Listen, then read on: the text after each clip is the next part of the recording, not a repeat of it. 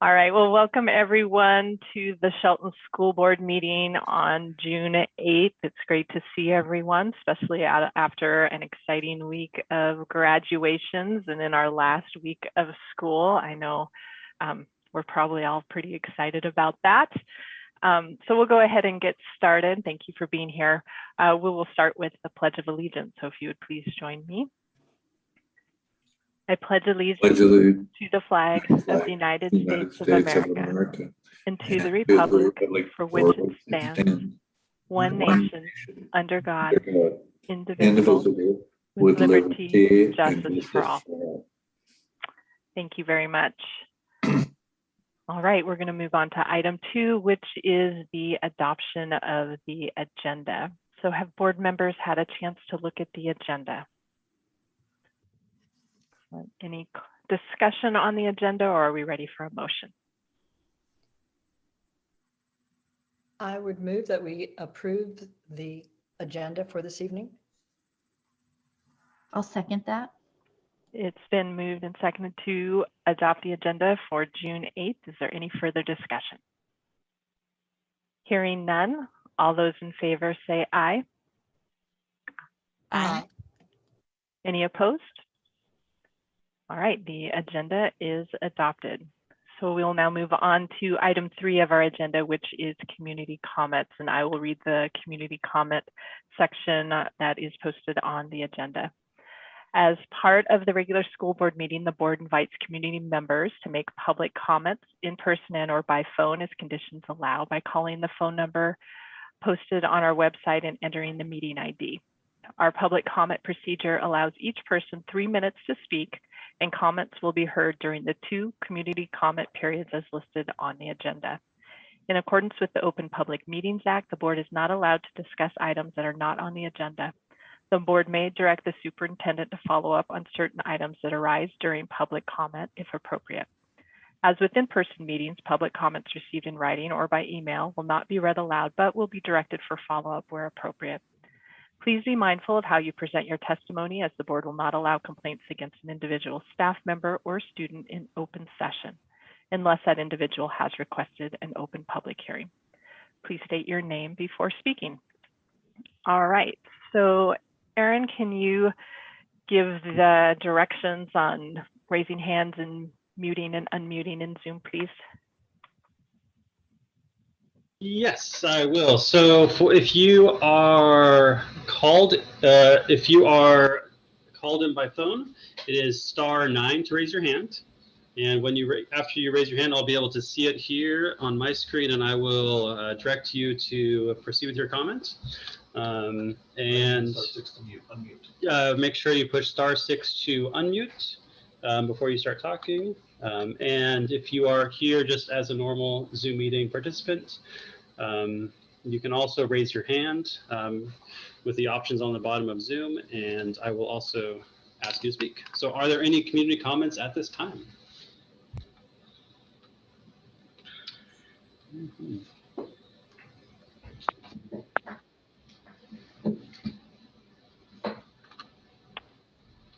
All right, so I'm not seeing anyone raising their hand at this moment.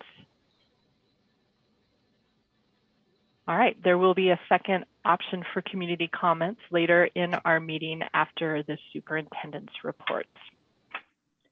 All right, so we're going to move on to item 4 on the agenda, which is the reports and recognitions. We're going to start off with item 4.01, which is our monthly Met Academy update with David Brown. David. Hi, good evening, everybody. I'm going to give a short report because I saw your agenda and it looks like a fun one tonight.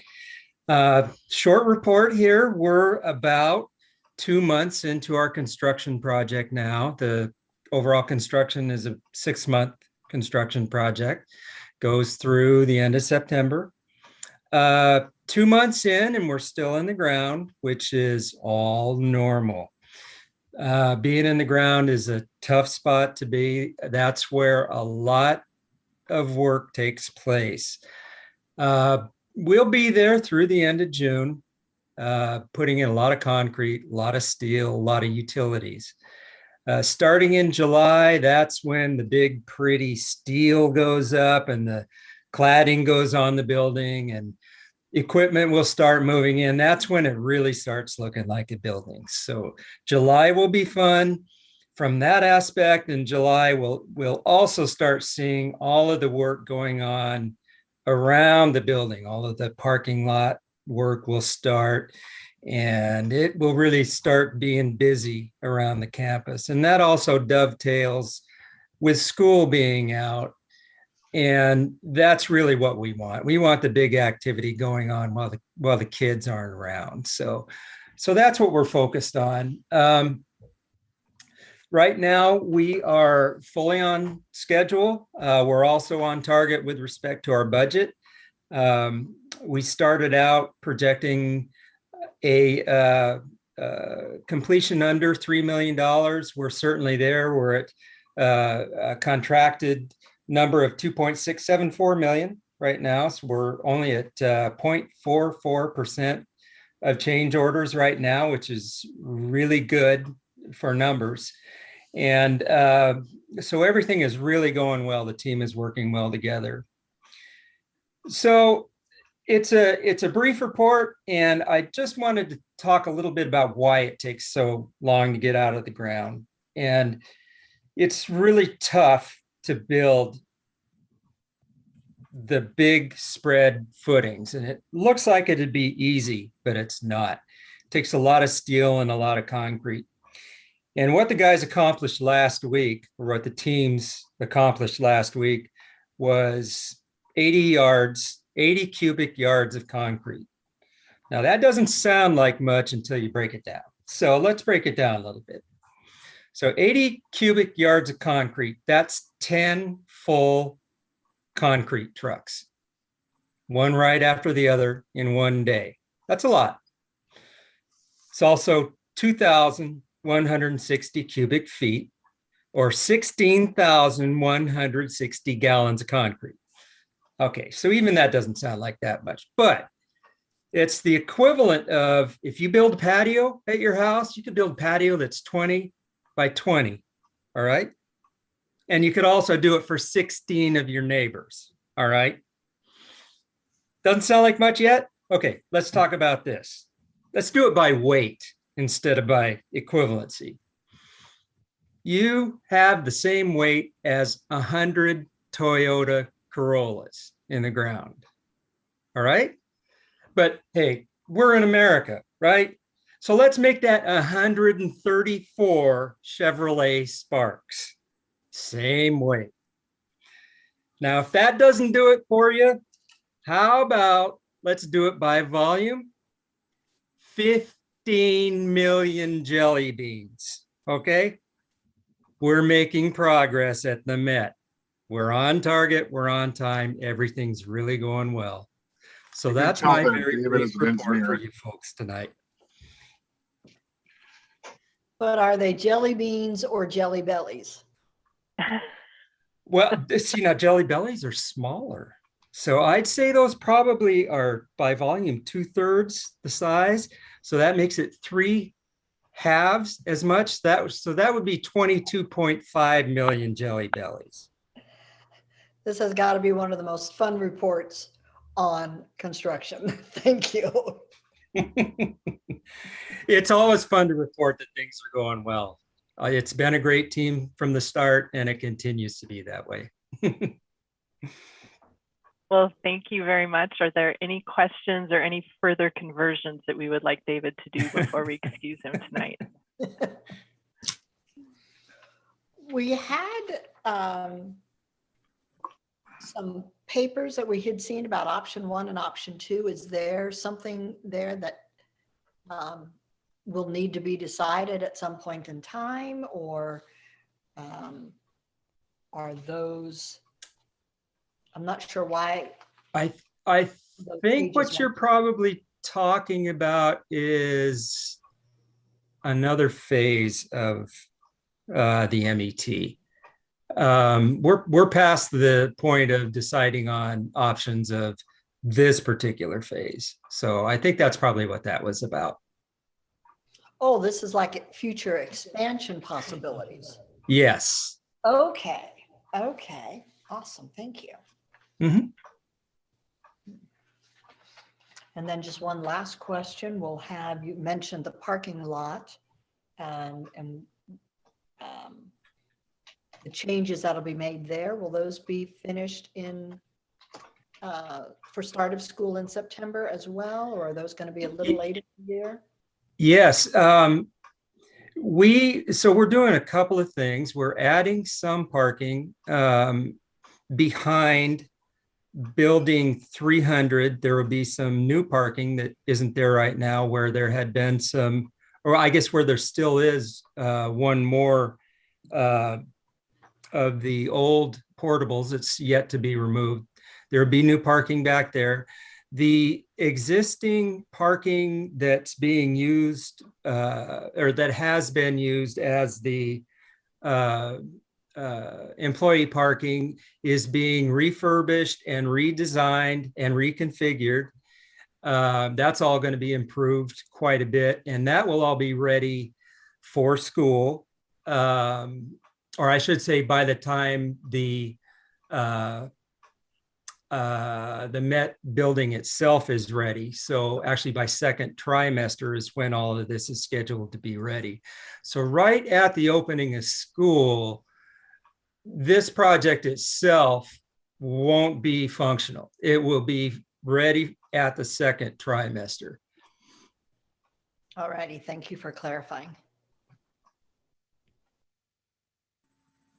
All right. Other questions or comments? Okay, well, thank you very much, David. We'll look forward to seeing you again next month. Thank you. You're very welcome. All right, moving on to item 4.02. This is Cedar High School and Olympic College partnership. Dr. Apostle. Yes, thank you very much, Sally. At this time, I would like to introduce President of Olympic College, Dr. Marty Cavaluzzi, and his team, who are here this evening to formally initiate our partnership to initiate Cedar High School on the Olympic College campus next fall. You know, college presidents are extremely busy, and the fact that Dr. Cavaluzzi is here this evening is greatly appreciated. I thank you, Marty, for being here. I would like to also recognize Amber Hosford, who is the planning principal of Cedar High School, and I don't know if Allison Smith is here with us, but she's responsible for overseeing the Olympic College campus here in Shelton. Thank you to all of you for being here this evening. Dr. Cavaluzzi, thank you for your spirit of cooperation and generosity to allow Cedar High School access to the Olympic College campus here in Shelton beginning next fall. This will provide wonderful opportunities for our students and community to experience a college environment, and at the same time, our students will be able to pursue their hopes and dreams. Thank you for allowing Shelton School District to pursue our dreams in relation to this effort. We appreciate you and the college greatly. I thank you for this great opportunity. Dr. Cavaluzzi, any comments? Yes, let's see. Hold on, just making sure. Okay, you can hear me, I assume? Yes, we can. You just never know. Sometimes I talk for 2 minutes and look out and realize no one's heard a word I said. So you think I'd get it by now. Anyway, thank you very much, Dr. Apostle. And good evening, everyone. It's a pleasure to see you and meet you. Thank you for inviting me to your board meeting tonight.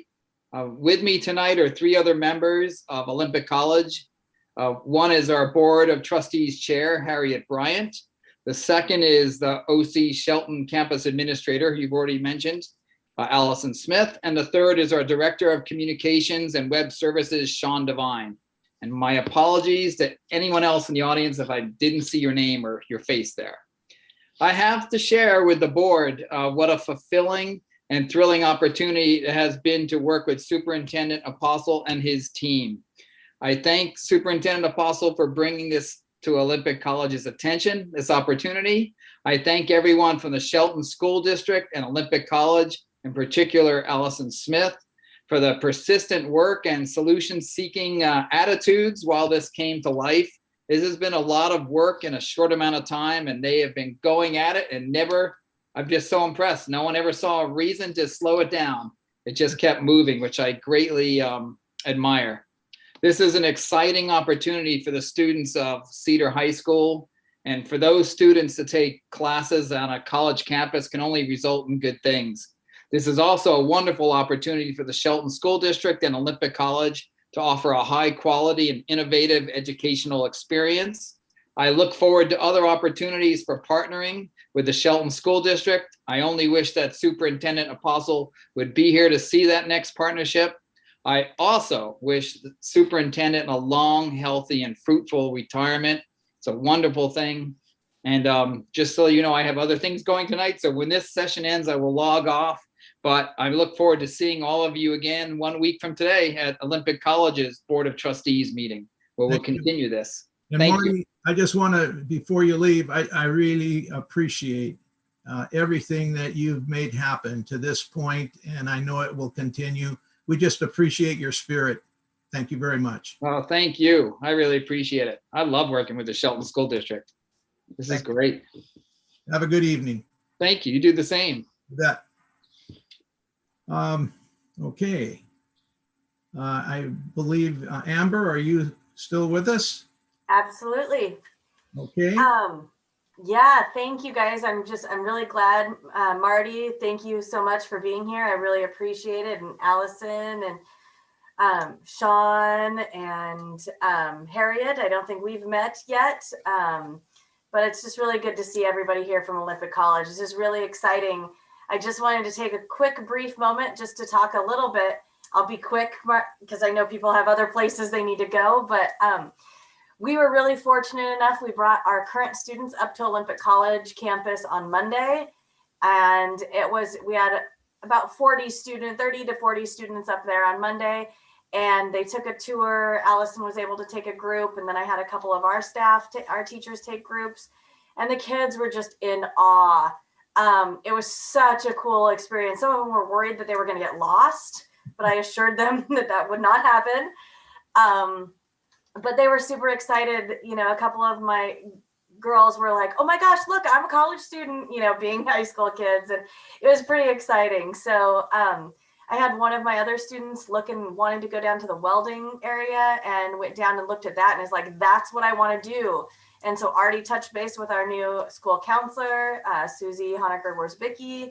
And so now they're going to start talking about running start options for the welding program. So that was really exciting. So yeah, there's just a lot of things going on right now. I know one of the things the other thing kind of that we're doing is we're doing staffing right now. We've got a lot of staff. We're still hiring some positions, but we've got a great team coming on board, and everybody is just extremely excited about where we're headed and the direction of the partnership with Olympic College. It's great for kids and for staff. And you know, one question I get asked all the time is, just because right now we're housed in the same building as Choice, is what's the difference between the two? Well, there's definitely a big difference. And one of the things to note is that we're super excited that we still get to keep the Choice, the Choice school, because it does provide a definite opportunity for students who need that niche and just need that extra, more flexible, more flexible schedules, since they're they're ALE funded. So they have maybe less hours, or they just other needs, maybe credit recovery or things like that. Cedar High School, though, is definitely more collaborative engagement. Students tend to be on track, or are on track for graduation. They really have that desire to be project-based learning, understand how things collaborate together. They also at Cedar, the kids attendance is outstanding right now. We have the highest, I like to, brag a little bit. We do have the highest attendance rate secondary in the district. So that's pretty exciting. So we have about a little over 80% of our students coming 4 days a week rather than even 2 in hybrid. So that's really encouraging for our students. The other thing about Cedar that makes it very different is kids really have to work together, and our teachers really role model that, especially next year. We're fortunate enough, we'll have about 8 staff members. And I know we've got, 4 classrooms. And so our teachers are going to be really working in collaboration. So they'll be partnered up in classrooms. So our kids will be able to see that in practice by their staff. So that's really, that's a really great opportunity for our students to see how that all works together. So really, we just are super excited. Our kids are motivated. I just can't think of a better opportunity for Cedar High School as we're moving forward next year to kind of, bridge that partnership even closer to make sure that our students really do feel that college connection and move on to that, their post-secondary, whatever that is for them. So I just really appreciate your guys' willingness and the open door to allow us to be a part of your guys' family. So thank you. Thank you, Amber. All right, questions or comments from the school board?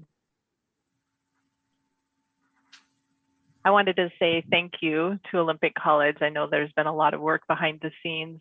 We appreciate your willingness to work with us and to work quickly with us and to look at all of the possibilities and what could be. So I think this partnership is going to have a lot of long-term effects for our students, especially as we move forward and maybe look at some other opportunities. So thank you for dreaming with us and being willing to work with us. Our pleasure. We love it. Me too. I'm looking forward to it. Next one. Ellie, I just have a couple things. First of all, yes, thank you, Dr. Cavaluzzi and team for partnering with us. And just a question for Amber, because I think that this partnership has increased the buzz. I've personally received a lot more questions about Cedar High School recently. So I was just curious if that's reflected in maybe increased interest in, enrolling there, or have you seen more inquiries? Yeah, we've definitely been working really hard. Sean Devine and Katie Diamond have been working really hard to help with promotion to get a lot of more information out there. It's really kind of fun because I've put the application now online for students to apply, and every day it automatically flows into a spreadsheet for me. So every day I'm like, ooh, another student is enrolled. So I'm just able to connect with those students. A couple of them that I'm talking to are really wanting that running start, and they want to be just on campus. So that's exciting as well. And some of them just want that small class size also, that I don't know if they are necessarily ready for running start yet, but provided the opportunity to be on the college campus, I know that's an added bonus, I think, for them. So I know we're getting a sign made, and Allison's talked about some signs because she's got some office spaces for our kids and our staff. So yeah, it's getting there. Congratulations. I appreciate your guys' support. Yeah, I just want to commend everyone's work on this project. It takes a lot of people putting your heads together, working all the details out, and it means so much to our students. Again, creating those options of what does it take for each and every one of our students to be successful. And this is just another step in that direction, and I know it's going to provide for a lot of our young people. And for a lot of young people, I think this is going to be their first, like you said, Amber, their first step on a college campus and going, okay, I can do this. And so to go forward after the high school graduation. So kudos to everybody. Thank you for working so hard for our students. Thank you.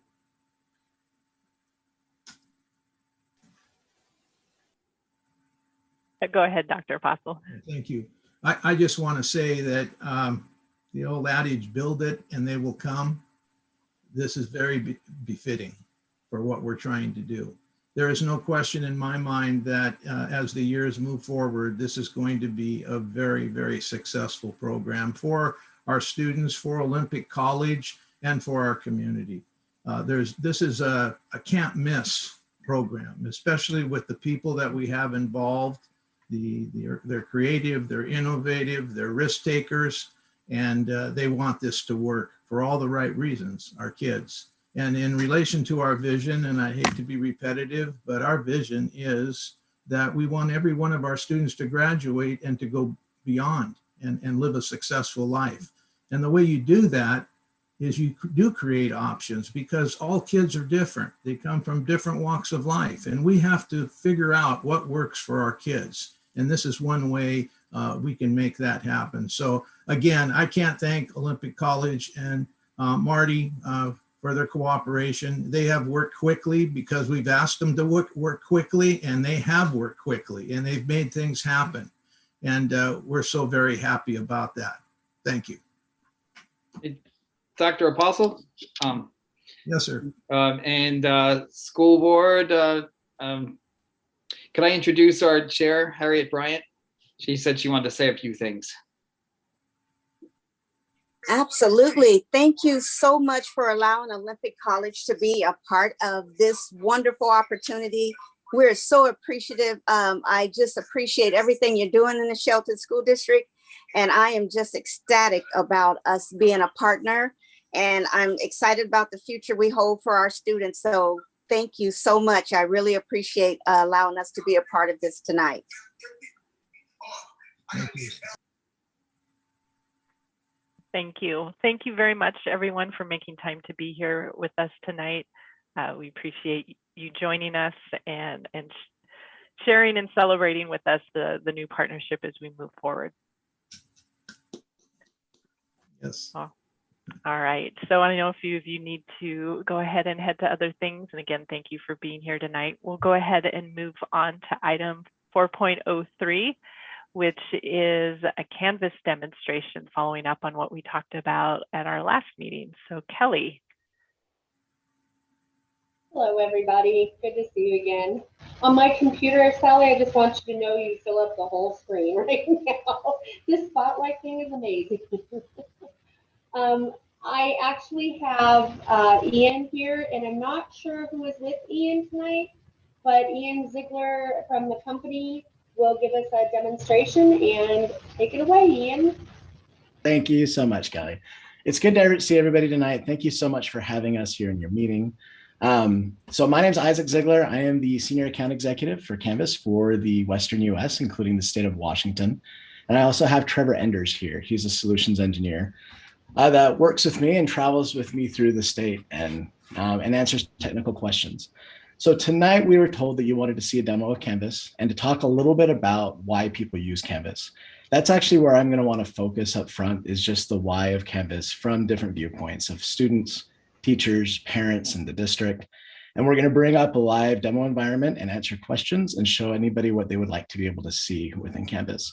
As I go through and I present some of this information, please feel free to put questions or things you want to see in the chat as well, and we can make sure that we get into that as quickly as possible.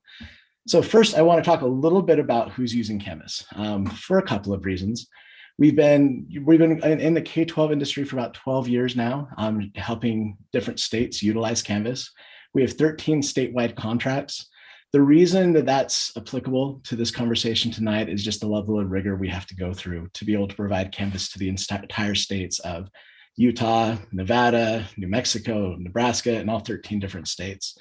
And those are all for students. We also have a few states using Canvas just for professional development, and the state of Washington will be added into that as well. I'm working with the AESD as well as the Washington Educators Association in utilizing Canvas.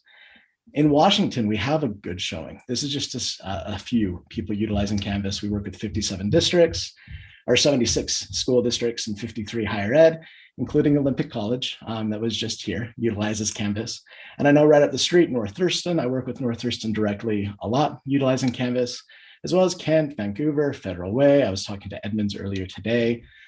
Monroe uses Canvas K through 12. So we work a lot within the state of Washington. And as we can talk about later on, as you're using Canvas and what this looks like 5 years down the road, or even this year, you are able to work with Aberdeen or work with Kent to be able to share content and to be able to help make sure that you have the same levels of rigor and to be able to lighten that lift for some of your teachers. So let's talk a little bit about what Canvas is. It's a platform to scale your school district and put everything into one place. This last year during COVID, I cannot tell you how many times a district has told me that their teachers are holding their classrooms together with their hands or with whatever they need to, where they're juggling so much in the air. And the Canvas is the plate that you can put everything on to connect all of your resources, all of your teachers, and to connect with your students. Now, some of the things the teachers are juggling in the air are instructional strategies. Some of them are all the tools that we're trying to use, right? Whether you're teaching coding and you have this Apple Swift program out there, or engineering or anything else, there are so many different places that students have to go to. And if one student that's taking 7 different courses has 7 different logins and their parents do as well, it's just a lot to juggle. So instead, we fold that all into one place and we connect those resources into one easy place to access.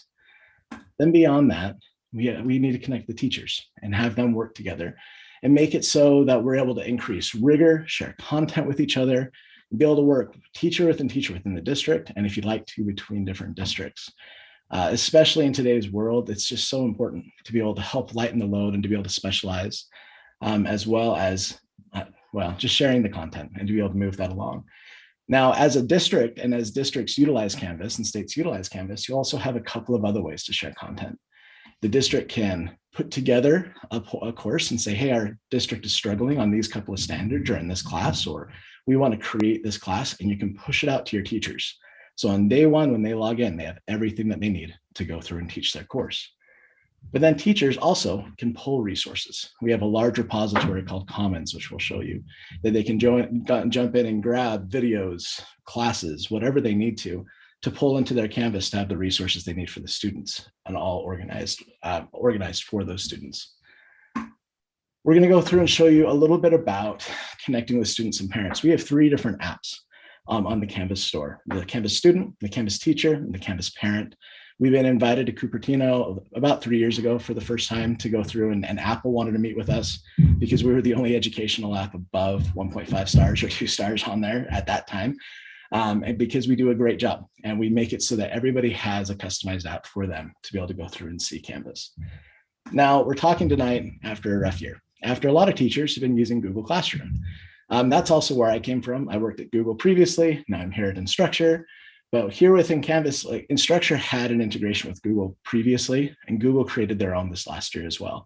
It makes it so any of your materials in your Google Drive that you have created and curated can pull right into Canvas. So it's putting everything into one place. Now I want to go through and show you and talk a little bit about some of the people utilizing Canvas. First off, it's the students.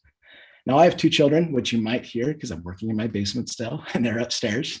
In our district, they're using Canvas K through 12. It means my 2 children went through and utilized Canvas in 2nd grade and in 4th grade from home this last year. It was a huge help when they were at home, because one of the first things that parents want to answer and kids want to answer are, well, there's 5 fundamental questions that we want every single teacher to be able to make it so your students can answer right when they log into Canvas. They should easily be able to see what they're supposed to do. When is it due? How am I doing? How can you help me? And what other things can I do? Can I do videos? Can I do something else? We like this to be right on the dashboard.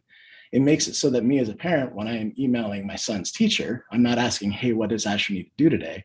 I'm emailing to tell him, hey, he's struggling with long division and this Khan Academy video isn't necessarily working for him. Do you have other materials? And it creates a little bit more personalization. It gives me one good snapshot as to what that student is doing by answering these fundamental 5. The next thing I want to talk about is how Canvas is built. Students are able to log in and see these areas, and then as they navigate through the curriculum, we move away from nested folders and move over to modules, which I lovingly call playlists in the K through 12 world, because that's how it's organized. Nested folders are great for the people who create them and nobody else. It's not really helpful for everybody else. You can get lost in information. You can, and students don't always know what they're supposed to be clicking on.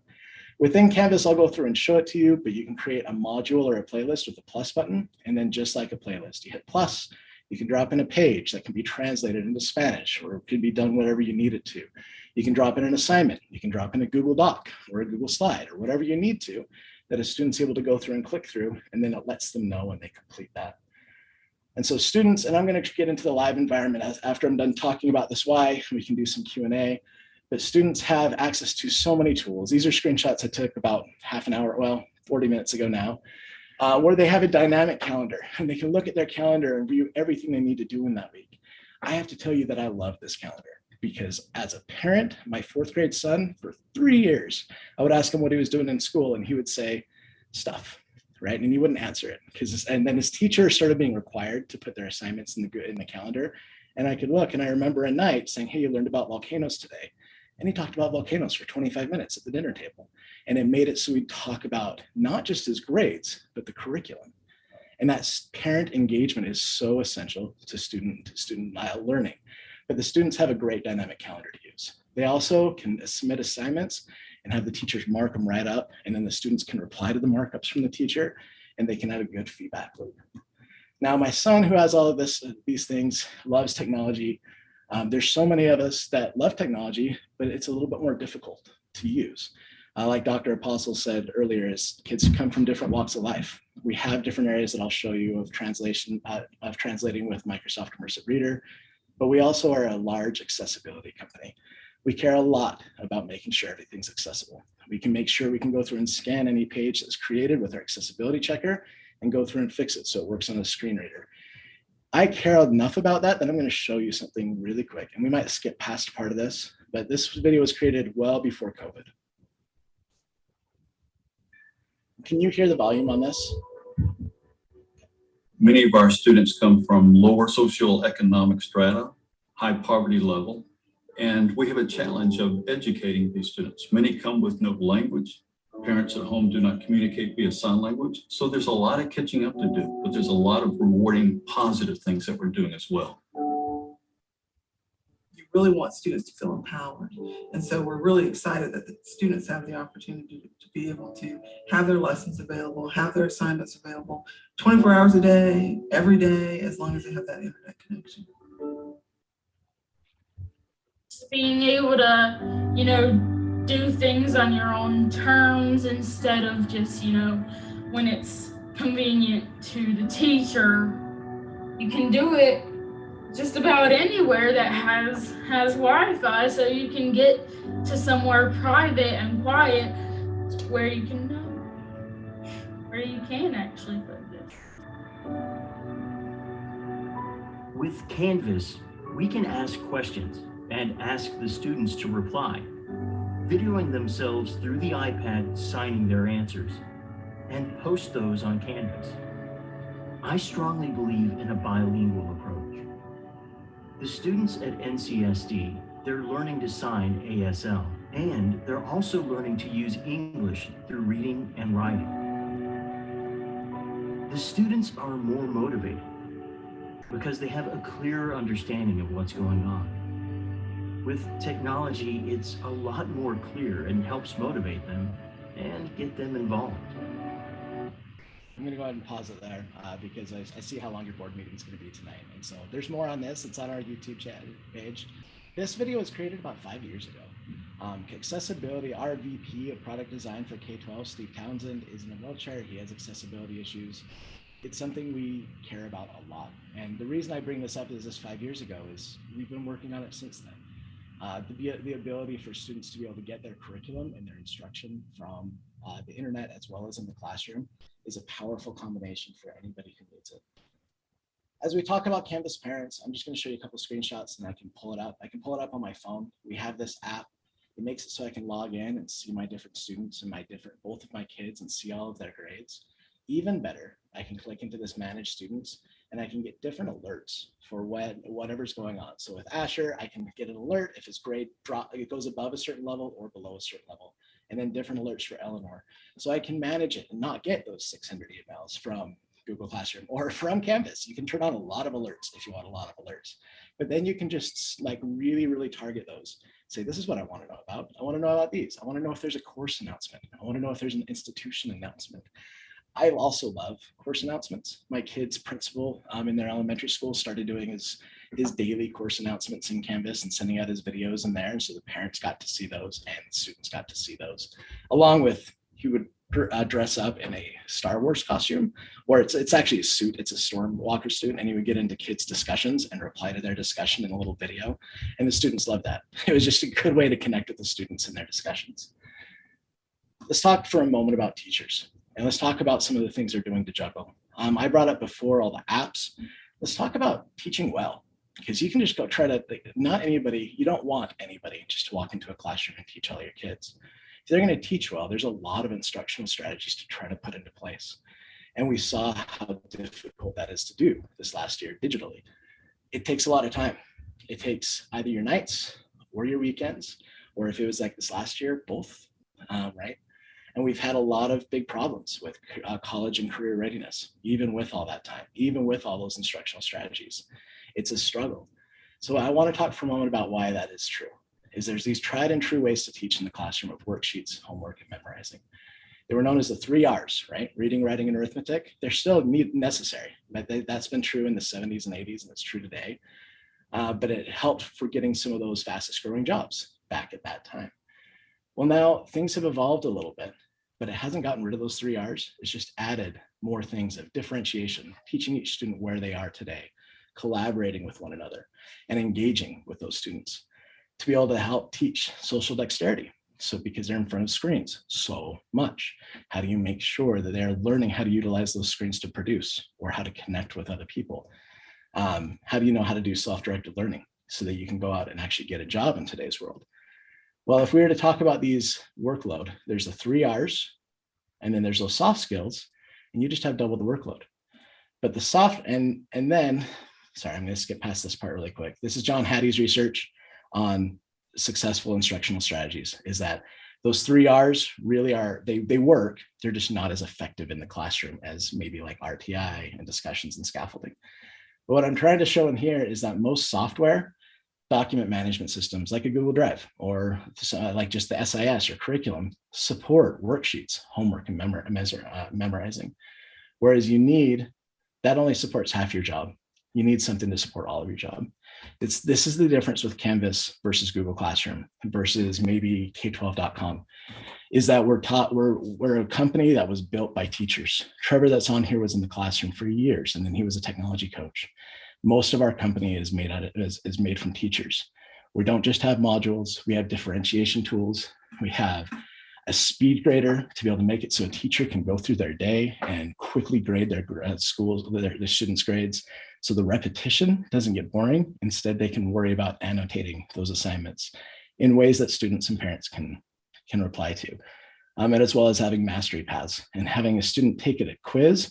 And depending on what they get on that quiz or that assignment, they can have different curriculum automatically assigned to that student so that you can meet the student where they're at, whether they're in the classroom or whether they're downstairs because they broke their leg and can't come up the stairs, or whether they're homesick, or whether we have another part of COVID. Regardless of that, it has all the tools that you need in there. Okay, so for admins, the couple things I'm going to quickly mention is where you're going to be at in the next 5 years. This is one of those things, like I actually love Google tools. Like I said, I came from Google. Google Classroom's a great tool. Google Drive gets to be a little bit unwieldy after a year or two. It gets to be a little bit difficult. And I think if in the next 5 years, I think you can see that. Canvas organizes things in a really easy way. And then there's some scalability tools we can talk about and some reporting tools that we can talk about. So without further ado, I'm going to pull up, this is a student account, and then we also have a teacher account open with Canvas. I am happy to walk through these, but I would like to pause for a moment because I know coming into here, there were some people with trepidations about Canvas and people that had questions about Canvas. And I'd like to maybe answer those first because maybe we could just fold them into anything else that you would like to see. And I don't see anything in the chat. So I don't know the best way, Sally, to organize, or I'm just hoping to have an open mic, or I can just keep talking if you'd like me to do that. So do board members have any questions for Isaac at this point. Guess I have a question. He was just referring to, somebody that's got a broken leg, can't get upstairs, somebody that, is homesick or whatever. Does that mean that Canvas would work for simul teaching, where you're teaching both in the classroom and at home at the same time? Yeah, absolutely. So what Canvas will do is, let's say before a teacher would have notebooks, right, with your curriculum that you're teaching that day and your assignments that you'd be able to bring home. Canvas makes it so you can store that digitally and that you don't have to bring assignments home. It makes it there all digitally. But because your assignments are in Canvas, for your students that are there in the classroom that can submit it, or the student that's downstairs, or the student that's at home, they can see what's due, when it's due, and how to turn it in, and they can turn in their assignments as they need to, so they don't have to skip a beat. That doesn't mean you need to have Zoom or video. You absolutely can. You can use Canvas for digital learning or distance learning. But I want to be really clear, that's not why Canvas was designed. We weren't designed to be a distance learning tool. We were designed to allow teachers to have the tools they need to have the instructional strategies in place in their classroom, the software that supports them. So we were designed to be in the classroom. Now, if there's nobody else that meets this on distance learning as well. But yes, Sandy, you can do it for simul teaching if you'd like to. Thank you. I like the way you also elaborated on it can also be a way of knowing what your homework is and not getting behind if you're out for a day or two. So my neighborhood's used Canvas for the last 10 years. The high school kids, when they hear I work from Canvas, they're just like, I can't say I lost my homework. They always know. You always know when they turn it in. There are the students that get creative and they log into Canvas and change the HTML to say, hey, it looks like I turned it in, and their teachers know better. They learned that really quick and they hold the fire a little bit. And, you have the flexibility of letting them turn it in late and taking off points or not or whatever, but it gets rid of a lot of the organizational excuses that students had. All righty, thank you. Great question. Any others? Were there things that people had heard negative about Canvas that I can answer or get to, or anything like that as well? So Isaac, I know there's been, I think it's pretty easy for us to see application at, say, the secondary level, high school, junior high.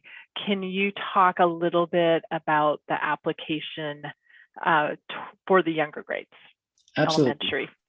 Trevor, would you mind sharing your screen and pulling up Heather's elementary education while I talk about it? Is that okay?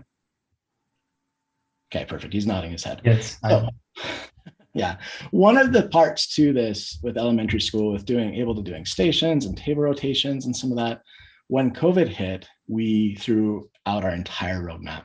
We got rid of everything that we were planning on building, and we started from scratch. First, we put all of our engineers on sustainability, so it never went down, which was great, and it worked out. Now, when we built our new roadmap, 95% of it has been in the K-12 world, and everything so far this year has been in the K-12 world. So Trevor, if you're able to share your screen, I'd love to have him show a little bit on this new dashboard. And we did a demo for some of the elementary principals. Oh, this one's Eleanor's, which is great, with the homeroom and classes that you can get into. With just a little bit of an easier workflow. So you can go through and you can see the different classes that Eleanor has all into those subjects. You can see what's due and when they're going to be able to go through and review it. Just the same way as I talked about with those playlists, you can go through and Trevor, if you want to click on ELA, I believe I have that set up, right? So you can get it in here and show this all to them. I usually use Asher as a person in here. But you can go through and see what ELA looks like each day of the week. And if we click on Monday, I have a module built into there. So I can go through and show, the modules. I must have been messing with this a little bit. You can see that on Monday, it takes her right to what she needs to do. With a curious moment, what can you engage? What can you create? She can click on this button just to hit record and automatically record anything that she wants to, straight from Canvas, straight from her Chromebook. And Trevor's on his Chromebook, so that's him. You can go through and just hit next right after recording that.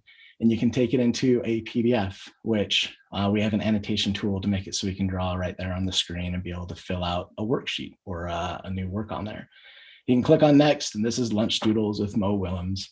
teaching you how to draw. And I did some of these with my daughter last year and the year before, and she could upload some of these and be able to put it in here. And you can just walk through like you see in a playlist and just click next and next. And then when they're done, they can and they turn in the assignment, they get confetti. You can see a checklist. As a parent, I can log in with them and I can look at their module and it'll have little checks next to everything saying, okay, you're done today, which is great. It's nice because sometimes they want to go up on the side, whether it's on their Chromebook or it's an iPad, and they just do their homework. My daughter used Nearpod for all of her ELA last year. It's right here inside of Canvas, but I can go in and just look at the checkboxes and say, okay, she's finished it and everything in there is done. So and every day she had to do ELA and math, sometimes some art, sometimes some other areas. So anyway, we're increasing the dashboard. We changed some things that were not true last year. Last year, we didn't have it set up here in subjects. They were in different courses. Now you can have a homeroom video right on the dashboard that we didn't have. Annotating right on the screen didn't exist until about 2 months ago. So there's a lot that we're doing and focusing on the K-12 world. And Sally, does that answer a lot of what you're looking for? Do you have any follow-up questions toward that? Nope, that is great. Thank you very much. I'm just imagining, especially like if you're using a centers-based approach in the classroom, how this would have a lot of power in addition to what families would use and things like that. So thank you. Dr. Apostle, I saw you raise your hand as well. Yes. Is it okay, Sally? Is there anybody else? Go ahead. How easy is this for our teachers to utilize? And what professional development would be required, and at what depth would be required before you could actually implement this program? Okay, perfect. Great question. So once you get the Canvas, there's going to be some technical work we're going to do on the back end with your IT team to connect it to Skyward. And you're using Skyward, right? Not Synergy. I know I start with an S. It's actually what my kids use too. We use Skyward here at Canyon School District. So we'll connect it so that all the classes flood in for the students and the teachers and everything that's in there automatically. There's different levels of doing that, Dr. Apostle. Like there's Beaverton, Oregon, has their Canvas admin teaches a course, and he actually came on to Instructure and did a webinar for us right when COVID hit. He teaches his teachers how to be a Canvas ninja in 15 minutes. So what Trevor has up is the Canvas for Teacher model, and he basically has them put down a homepage. And then Trevor, if you want to click into the calendar, he just teaches them how to use the calendar. Their first year of teaching, basically what they're required to do is have their assignments uploaded to their calendar. And if you have them an assignment in the calendar with a due date in here, it floods everything in the app. It fills the entire grade book, does everything they need to be able to do. And so it's really, really simple. And they can grab it. You can have a preview from the calendar, but right on the calendar, they can just click on a day and create a new assignment and have that with a due date in there. With about 15 minutes training, they can be up and running. Now, I mentioned that we're working with the AESDs. I believe you're part of ESD 113 with Andrew. Yes, sir. Yeah, so I talked to Andrew last week. They have so many Canvas courses and Canvas 101, and they have people that taught Canvas and a lot of free professional development for you. We have a lot of that too. We have a lot of free items on the internet. We have an entire training team, an adoption consulting team, an instructional design team. And Trevor's just giving some examples of grabbing things from Google, sticking it into his Canvas. Looks like he needs to sign in. If you sign in once, you're usually signed in for quite a while, but we use way too many accounts at the same time we demo these. So anyway, it depends on your level of rigor that you want at the district. I would recommend, and I can even send it to you, like Beaverton has this teacher agreement where the first year they have to have a homepage, a syllabus, and all their assignments on there. Year 2, they want them using modules and putting things into playlists. Right. Year 3, they want them to learn a mastery path, meaning an assignment or a quiz. Depending on what the student gets on that assignment or quiz, they get different curriculum for those students. And that way they have the professional development rolled out. You can do it faster than that. You can have a higher level of rigor. After this last year, enough teachers are a little bit burned out. It might be really refreshing to them that there's a 15-minute course they have to take to start using this, and that's all they have to do. But a lot of it's up to you. Thank you, Isaac. I'm a little reluctant to ask this next question, but I will. Cost per student. Cost per student. It's a great question. We have a few different ways of doing it. We have our list prices, which it costs different amounts depending on how many students enroll in Canvas. You pay for students, teachers, and admins, or we have with SIPC pricing. And so it can vary. Our list prices start at about $8 a user and go down to $3.50 a user, To get to $3.50, you have to have more than 50,000 users. With SIPC gives you a flat rate of $5.15 a user just for Canvas. There are some add-ons that are pretty typical. One of them is support. We give 24/7 support to every district, but that's usually where the teachers go to you and you come to us. We have what's called Tier 1 support, and it's one of those game changers for a lot of districts because it provides email, chat, or phone calls to Canvas 24/7 by teachers that are struggling or having any issues. And we'll talk to them at 2 o'clock in the morning and pull up their instance, fix whatever problem's going on, or help them navigate that. And there's a bit of additional cost on that as well. I'm happy to go through and send you a full breakdown of all of that. Great. There is a minimum cost of $5,000 a year. So it's about 625 users at the highest rate. I think you'd be on with SIPC pricing, so you'd have more than that. So it just depends. The biggest question is how many users will you have? Sure. Thank you. We're meeting next week to discuss it and get some quotes, but we are on the 60 pricing. Thank you very much. You're welcome. Any other, like, I know we haven't done a lot of demoing. It's because we could spend an hour doing a teacher demo or a student demo or a parent demo. So I wanted to talk about their whys and then pull it up and answer questions just to show how easy it is to use. If anybody, is there anything that anybody in particular would like to see? I guess one thing that I'm trying to visualize here is, okay, this is going to connect to our curriculum that we've already purchased for the district.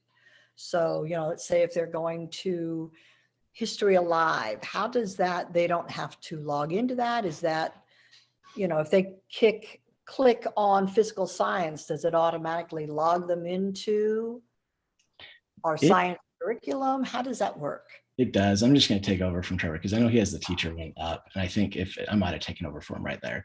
Perfect. So if Asher's in here and he clicks on physical science, great question, Sandy.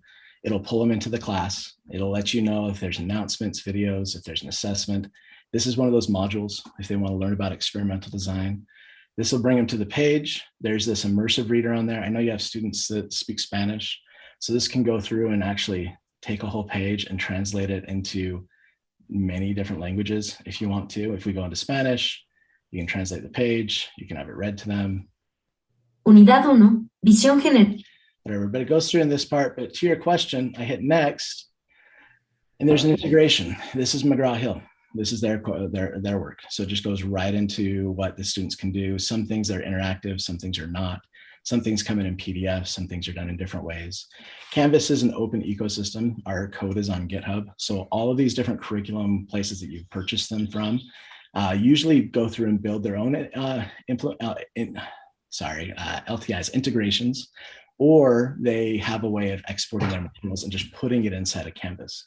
And then all they do is hit next. And for example, if Google were a curriculum, it's the same way. It would populate in the same way. It just shows up on the screen inside that module. Does that make sense, Sandy? Yes, thank you. Yeah, organize it all in one way. Trevor, sorry for just taking over your screen. But that's what I do sometimes. I throw in little curveballs during the demo. Any other questions? Yeah, I'm sorry if somebody else has another question, hop in, but mine was like, can you show us how you would pull the resources that you talked about in a previous screen? Yeah, so this is a teacher screen. When I said pull, it was from our commons. So this commons used to be pre-COVID, we had about 78,000 items in here. Now we have 199,000 items. Things that I've pulled have some updates, so I get some updates here. But let's say I wanted to teach science, or here's algebra, as I start teaching that, and I can hit filter. If I want just a module, I can grab that. If I want an entire course for my grade, and I teach, for algebra, it's probably more like 7th grade than 3rd grade. Here's some pre-algebra courses. There's 506 of those classes.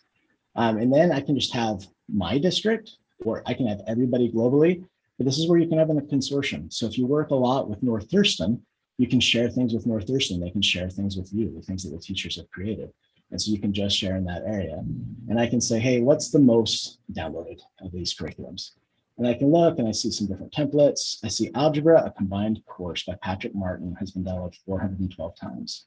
So I can click in here and look at that course, Sandy. And as a teacher, I can go through, there's an orientation video, there's a syllabus. I can go through and review all of it and see if I like this course and how this is done.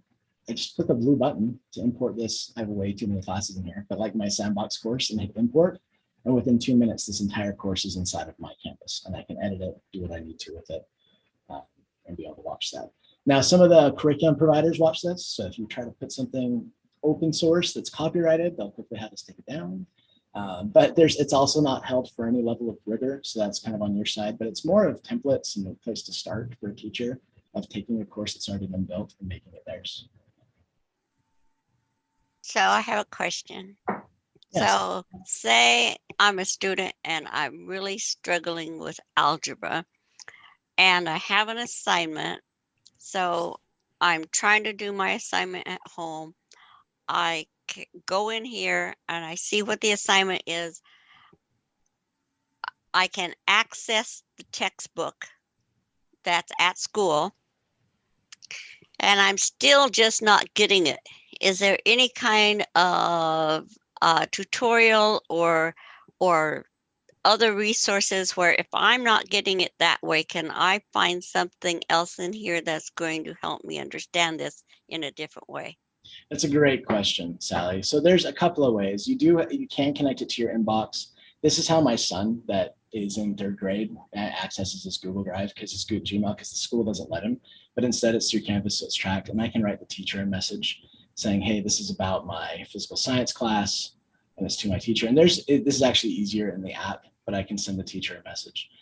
This is part of one of the reasons, Sally, that you brought this up, is the teacher does get to choose how the students learn, so that they learn it in the way that the teacher can teach and that the students are able to learn that. As we go through physical science, I'm going to go back right to that module we were at with experimental design, is if we walk through a module where we're saying, hey, we're going to learn how to do experimental design. We click on next, you have a digital textbook. That worked for me as a high school student. My 2 older brothers, it didn't work for. They both barely graduated with like 2.0 GPAs and barely got through high school. One of them's a neurologist today, and the other's on the board of directors of the American Healthcare Association. Neither learned well right through textbooks. So that's why you put Google Slides in. It's a really good best practice to move toward engagement tools, move toward things like Nearpods that have videos, things like discovery education, but then discussions where your 100 points in here is to write a hypothesis and then post it and write at least 2 comments below. So you're talking to other people, and write in when you reply. You don't have to type up a hypothesis. You can record that hypothesis right here and record a video into your hypothesis. But maybe after all this text heavy areas, we get into videos and we go through and we show them what they need to learn in a video. Right, and so you can create videos. This is called Canvas Studio. It turns a video into a discussion. So you get these little pop-ups like in VH1 years ago, where people like pop up with their comments, and there's a discussion board in line with the videos or video quizzes. And then with your assignment, you can tell the students, hey, you have to do a PDF, but you can also leave it open to them and say, listen, I just want to know that you know how to do a hypothesis. Do a PDF, do a PowerPoint, do a video. Just talk to me. Just talk to me. Tell me that you know what you're doing. And then you can submit it, and it all is kept right within Canvas. So the teacher doesn't have to sort through videos and everything else. It just puts it into our speed grader for them to make it really easy. So if they're not getting it, there's just a lot of opportunities for students to ask questions inside of discussions or inside the assignment to be able to record a video and say, hey, this is what I understand, this is what I don't understand, and send it to the teacher and start a dialogue with the teacher. There's a few different ways of setting that up. It's kind of teacher's choice on that because some teachers are going to want to set it up in different ways than others. Does that help, Sally? It does. It tells me also that the professional development around this is very, very important. It is. After about a half hour or 45 minutes into this, like you can be a Canvas teacher in 15 minutes or a Canvas Ninja. Then there's building a module. That's what I taught my kids' teachers when they started learning Canvas. And like I said, it's hitting a plus button. So adding a page, adding your curriculum, adding a discussion, adding an assignment for everything you're going to learn and have them walk through that. It's also the openness of teachers to use all of the capability. Right. And I know there's different levels of understanding there in different areas there. I remember my daughter who does not like technology, her teacher grabbed right onto it. My son who loves technology his teacher called me a few times because her videos, she wasn't hitting the save button. And so you go through and you do that. And there is a learning curve. That's why it's nice to roll this out in a non-COVID year, right? So that the first year they can be a Canvas ninja in 15 minutes, and that's what's expected for them. But then scaffold that and help them learn that over time, over years, instead of over. When COVID hit, we weren't required in our district, and our teachers were told on Thursday that you're required to have everything up on Canvas on Monday. Here's your login if you haven't used it before. And they had 3 days, and they went up and they were running, and they did it, and they can do it. But it puts a lot more stress on the teacher and that burnout on the teacher. So it's great to be able to do now when students are able to be in the classroom than the stressful year. Great, thank you. Yeah. Dr. Apostle. Yes, this presentation basically indicates for me, in terms of public education, that the future is now. This is not something that you look at 3 years from now, 5 years from now. This is here today. And it organizes our teachers, it organizes teaching and learning in general. The only other thing I want to ask, and I know we've got a time issue here, is how do you tie the parents into this process so that they benefit just as much as teachers and the students will eventually? How do you tie the parents in so they understand the value of this program? Yeah, so back to school night's a great night to do it, to be able to like have them download their Canvas Parent app, posting their grades inside the Canvas Parent app that's really well organized to show them the curriculum. We have videos and tutorials on that. You can tie the parents to the students in the synchronization on set up on the back end with the IT. So every parent has an account if you want to. You can have them sync to the student. So here's my student's account. If you go into his settings here, he can have what's called a pairing code that moved potentially, unless I'm looking in the wrong spot. But he can go through and pair with his parents and have that set up. There's some manual ways of doing it, and there's automated ways of doing it, Dr. Apostle. When we track parents who actually download the parent app, their students were getting an average 7% better grades. So a full B to an A-, because parents had insight into curriculum, into communication, into timeliness of turning in assignments. And so those discussions they'd have at home, and it dramatically changed just the conversation in there, creating transparency in the classroom. And I know Hattie talks about that, so does Marzano, so do probably every teacher who's worked with things. This parent engagement is really important. So having an easy to use parent app has been critical. Yes, thank you, Isaac. Yeah, you're welcome. Okay, I think the only thing I want to debunk really quick is that video I showed with the School of the Deaf and Blind, and she said, hey, you can do this anywhere with Wi-Fi. One thing you did see in here too is we do have offline mode. We do have a way of accessing your submit. Oh, here's the pair with observer. Thanks, Trevor, for fixing that really quick. And so it's right here, so you can pair with the parent. But you can also download course content, so it's downloaded, so you can access it there. We do that a lot because one of the states we work with is Alaska, and they don't have very good connectivity up there. And so there are ways of doing offline mode, and we try to make sure we don't leave anybody out. Great. All right. Other questions for Isaac? All right. Well, thank you very much. That was an excellent presentation. I think that gives us a little clearer picture of Canvas and its tools. Kelly, did you have anything you wanted to add? I do. Thank you, Sally. Isaac, I'm sorry I messed your name up there in the beginning. It's Isaac instead of Ian. I do want to share with you that our two, the Shelton High School and Choice teachers had a discussion, and it was 100% agreed upon that they would like to move forward with Canvas. And I'm super excited about that. I know both of the principals are very excited about it. We do have 18 hours worth of training that goes with it. So as Isaac was saying, you can do a little or you can do a lot. And Bruce, are you here? Bruce? Yep, I'm here. Can you just briefly describe to them how you're going to roll this out with your teachers so that folks who are comfortable with it are moving ahead and those who aren't are going to get extra help? So we have been talking to our staff pretty much the entire year about this. And we're looking at doing kind of what Isaac was talking about in the beginning of doing a minimum rollout for next fall, where teachers will just need to have their calendar activated and have assignments on their calendars so that kids and parents will know when things are happening, when they're due, what assignments are when. And through the course of the year, we will continue to provide them with PD that will prepare them for the next year. And we know we have some teachers that will run with this, and on September 1st, they'll be flying through it and they'll be super ninjas. And we have others that will need more time. So we're basically work at what pace you're comfortable with. But we definitely think it's going to be a benefit, not only for our students, but for our staff.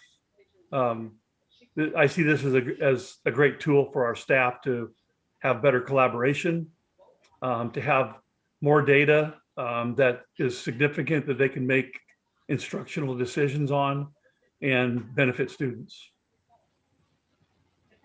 Bruce, for you really quick, in the chat, I added that Canvas levels agreements that Beaverton, Oregon uses, where the first year it's just assignments, second year it's this. They gave it to me and said, you're welcome to share it. It's a public document. So I put that into the chat. You're welcome to jump in there and make a copy and make it your own if you'd like to. But if that helps you get started. Thank you. I really appreciate everybody looking at this again. And I think Stacy is not here right now, but I know she'll have a similar plan with her staff. So truly, I do appreciate you letting us come back again. We will be using this to see how it rolls out this next year, and then looking at the possibility of moving it down to maybe junior high and then middle school, maybe eventually elementary. But we thought secondary was the way to start.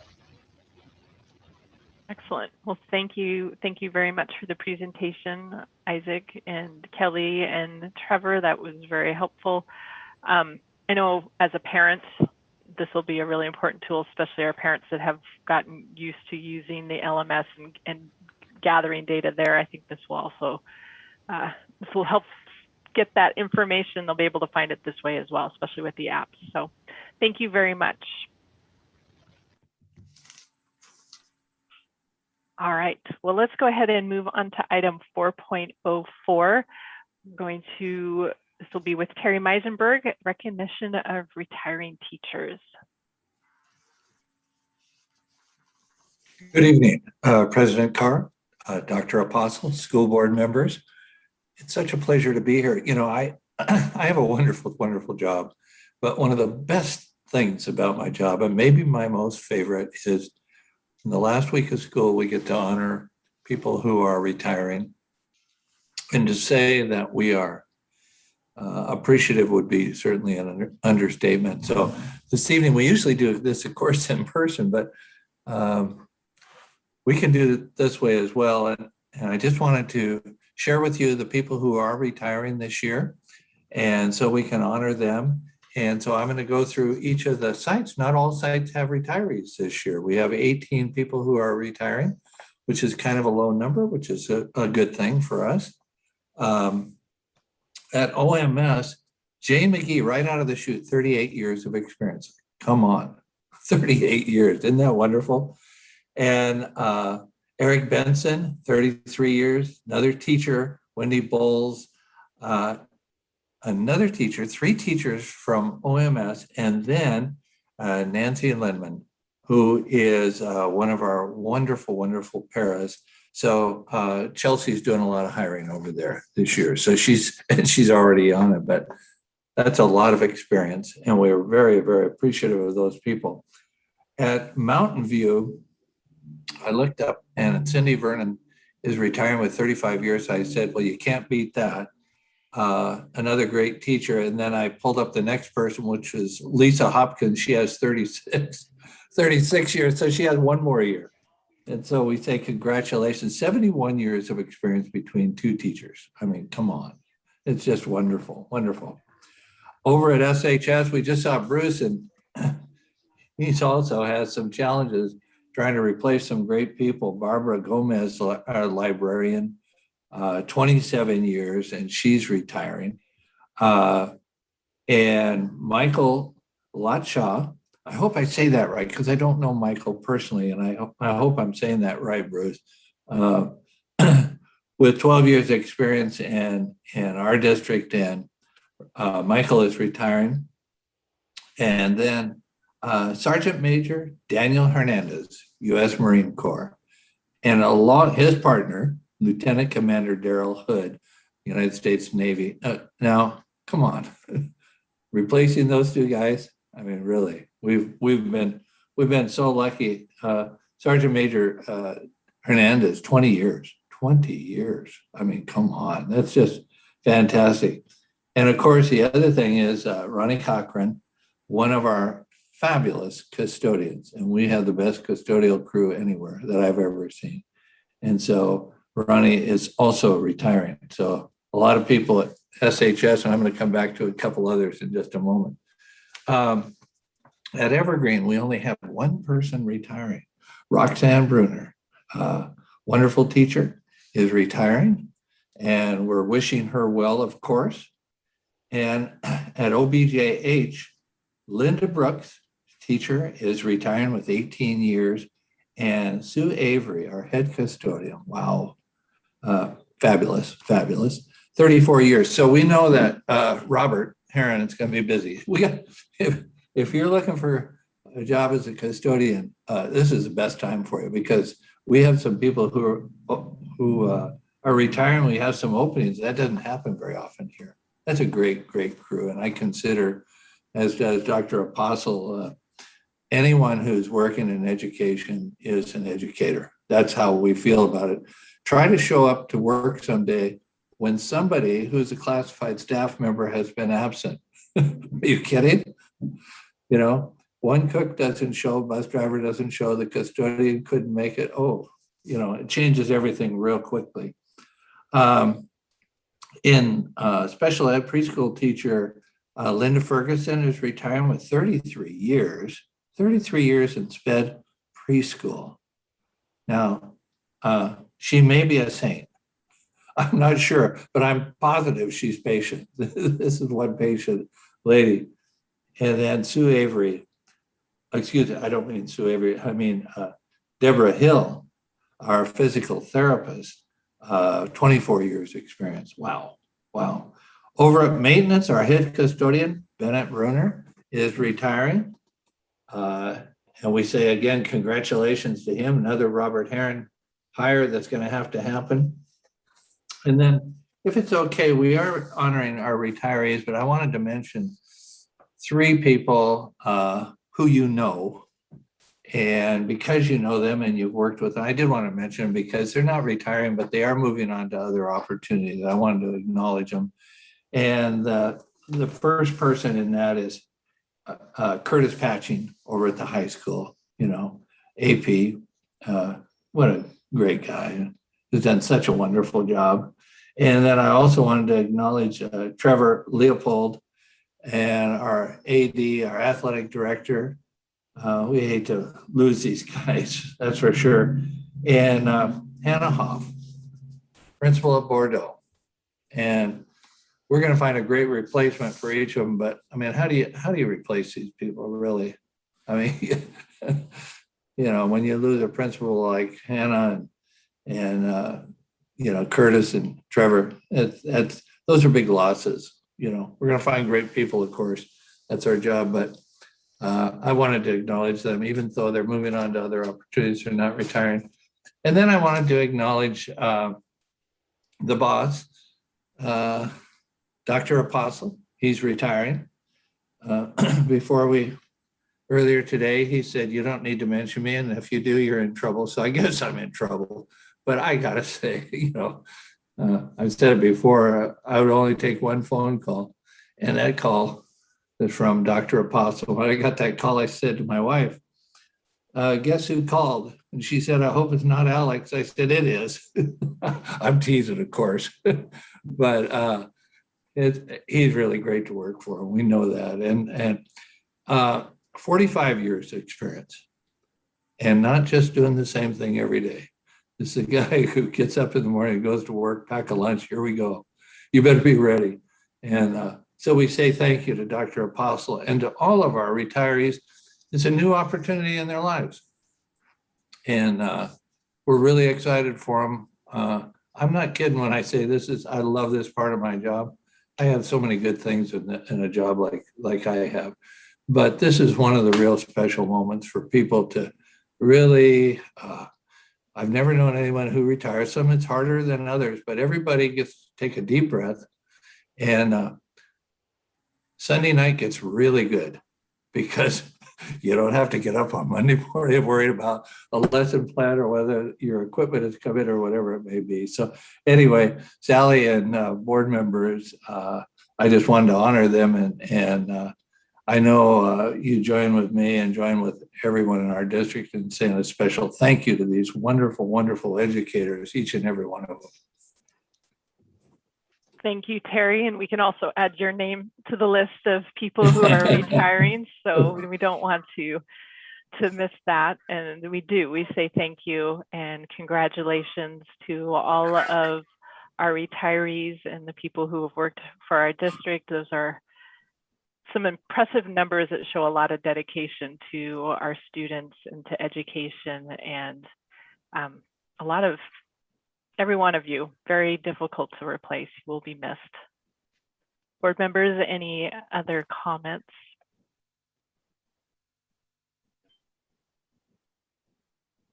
All right, well, thank you very much, Terry.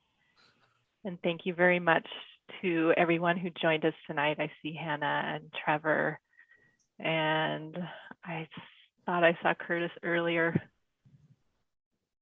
You'll be missed. I might offer a round of applause as a thank you to everyone. Yep.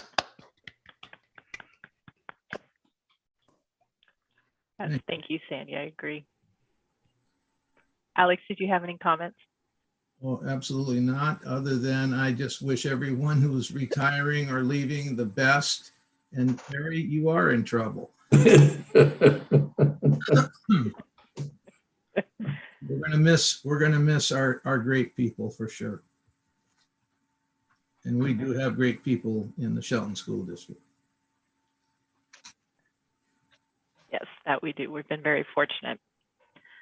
All right, so Terry, I think you wiped out 4.04, 4.05, and 4.06 all in one go. So we will go ahead and move on then to item 4.07, which is recognition of the Maintenance and Operation Department. That's with Dr. Apostle and Brenda. Yes, thank you very much, Sally. You know, we have complimented and seen the good works of our maintenance department, maintenance and operation department for years now. The quality is unbelievable in terms of the way the department maintains our schools inside and outside. But, and I hold Robert to very high expectations. And during the time that Robert and I have worked together, he has never, ever let me down. He never says, I can't do it. We can't get it done. We just have too much going on. We can't do it. An example is the entrance to the Jack Stark Field and the recognition of Terry Gregg, the basketball court. The Jack Stark Field, as you enter, you see colossal columns and a beautiful entrance to the field. That happened so quickly, you would not believe it. I said to Brenda, we've got a ball game on May 26th. I was promised that we would have that entrance to the Jack Stark Field. And Brenda looked at me and she said, I'm going to talk to Robert. We're going to get it done. Now we're talking a matter of days now, and there was nothing there. Okay. And if I'm wrong, correct me, Robert, but we're talking a matter of days. And everything that's positioned to the entrance of the field was done in a matter of days by our people. Unbelievable effort. And then you go to the basketball court and you see that halo hanging down from the ceiling and the beautiful large plaque at the entrance to the dome. All that was done in a matter of days. Unbelievable. I gave direction for that to be completed because it was the pride and the history and the heritage of our community's heroes, and we wanted it done. It was very important to get it done. But in my heart of hearts, I didn't know how it was going to be done that quickly. But Robert and Brenda and the maintenance and operations staff, and I must say Trevor Leopold was right in the middle of all of this, along with the principal and staff that I can't even mention how many staff were probably involved to make those two things happen. But it's just the standard and expectation that we have in the Shelton School District. There's nothing we can't do. There's nothing we can't do. And David Brown talked about one of those things earlier this evening, the Med Academy facility. And there's going to be other facilities that are going to be moving on. But our maintenance and operations staff, folks, and I've been in quite a few different school districts, I've never seen anything like it. There's no complaining. It's just, we'll get it done. I look at Robert sometimes and I indicate to him what I need to happen. And he said, I'll get it done, sir. It'll be done. And he goes about working with his staff, with our staff, and they get it done every single time. And it's done at a very, very, very high level. And Chris Walton is a big part of that also. But I'm so proud of our school district and the people here. I mean, we've got the best people in the world working in the Shelton School District. And if you look at what we've accomplished, you will agree that we have great people, because if you don't have great people, not just good, if you don't have great people, the things that we've accomplished in the Shelton School District would not have happened. But I take my hat off to Chris, to Robert, and the entire maintenance and operation crew for doing the work at the level they do. It is unbelievable. I congratulate you, and I'm very grateful to have worked with you. And the district is in great hands from this point on, no doubt about it. But, when Trevor leaves, Trevor left his mark too. He's very innovative and creative, and we're losing a great athletic director. And I wish Trevor the very best. Of course, Robert, Chris, you're the very best.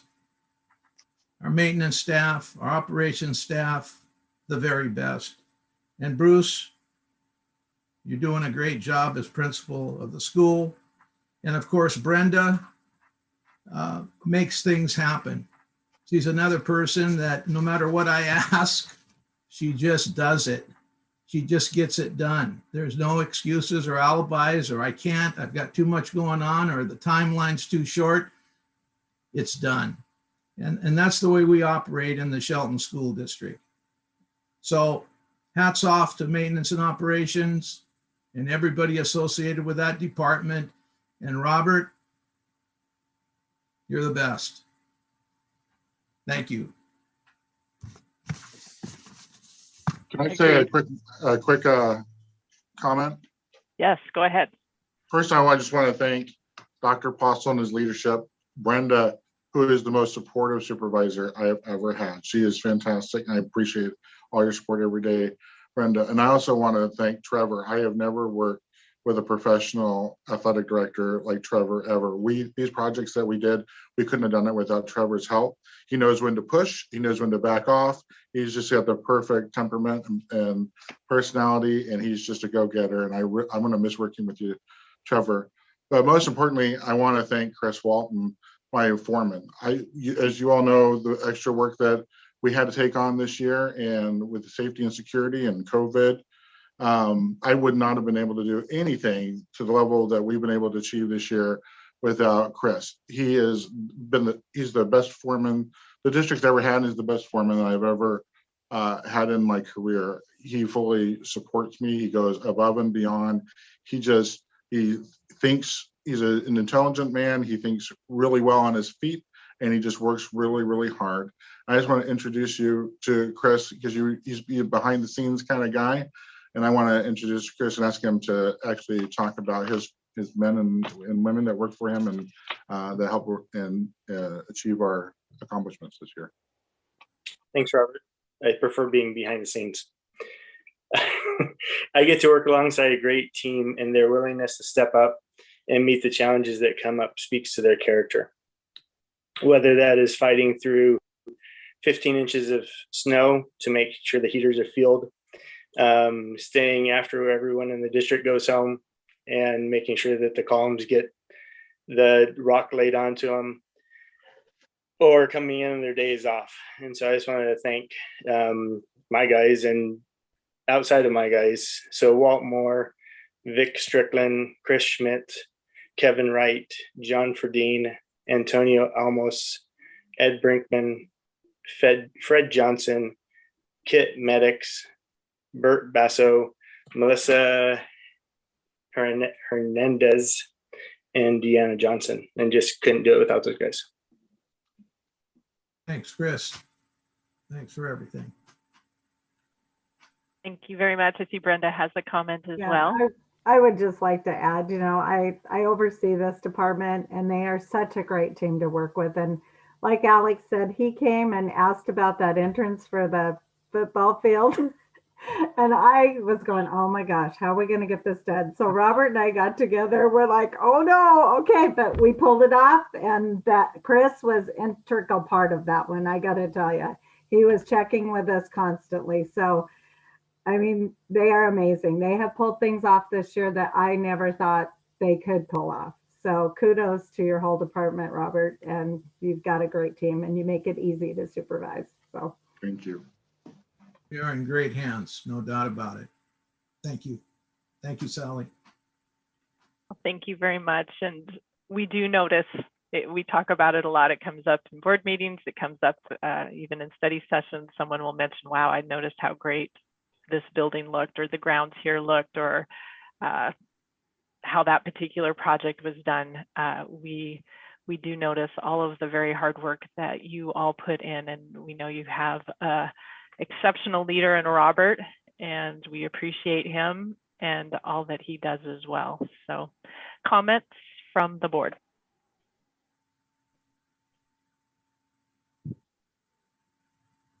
I'll just repeat kind of what Sally said. I mean, working for a public entity with many facilities, I know what goes into the upkeep, and then, trying to work shorthanded through COVID with conflicting, duties of everything else that you had to do for COVID.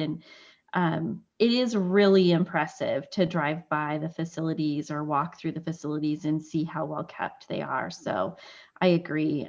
It's very impressive. Well done. Thank you, Lynn.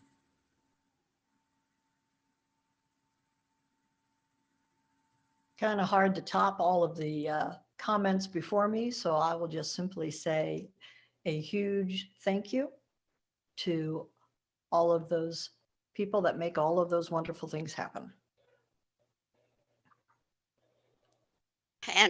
And with all of our changes, with all of our construction and oh well, we're going to do this now, and oh well, and that flexibility and that can-do attitude, and it goes way beyond our district, because we have heard the kudos and the oohs and the ahs from people outside of our district that come to visit as well. So thank you for making us look so good. Thanks, Sally. Sally, can I ask Robert one question? Yes. Robert, do you recall how many days you had to do the Terry Gregg work? Well, if you count from when we finally had the halo in our hands, we're talking about hours. Oh, okay. Towers, yeah. Short. That included the plaque, right? Actually, the plaque was installed by the supplier, and Trevor handled that. Yep.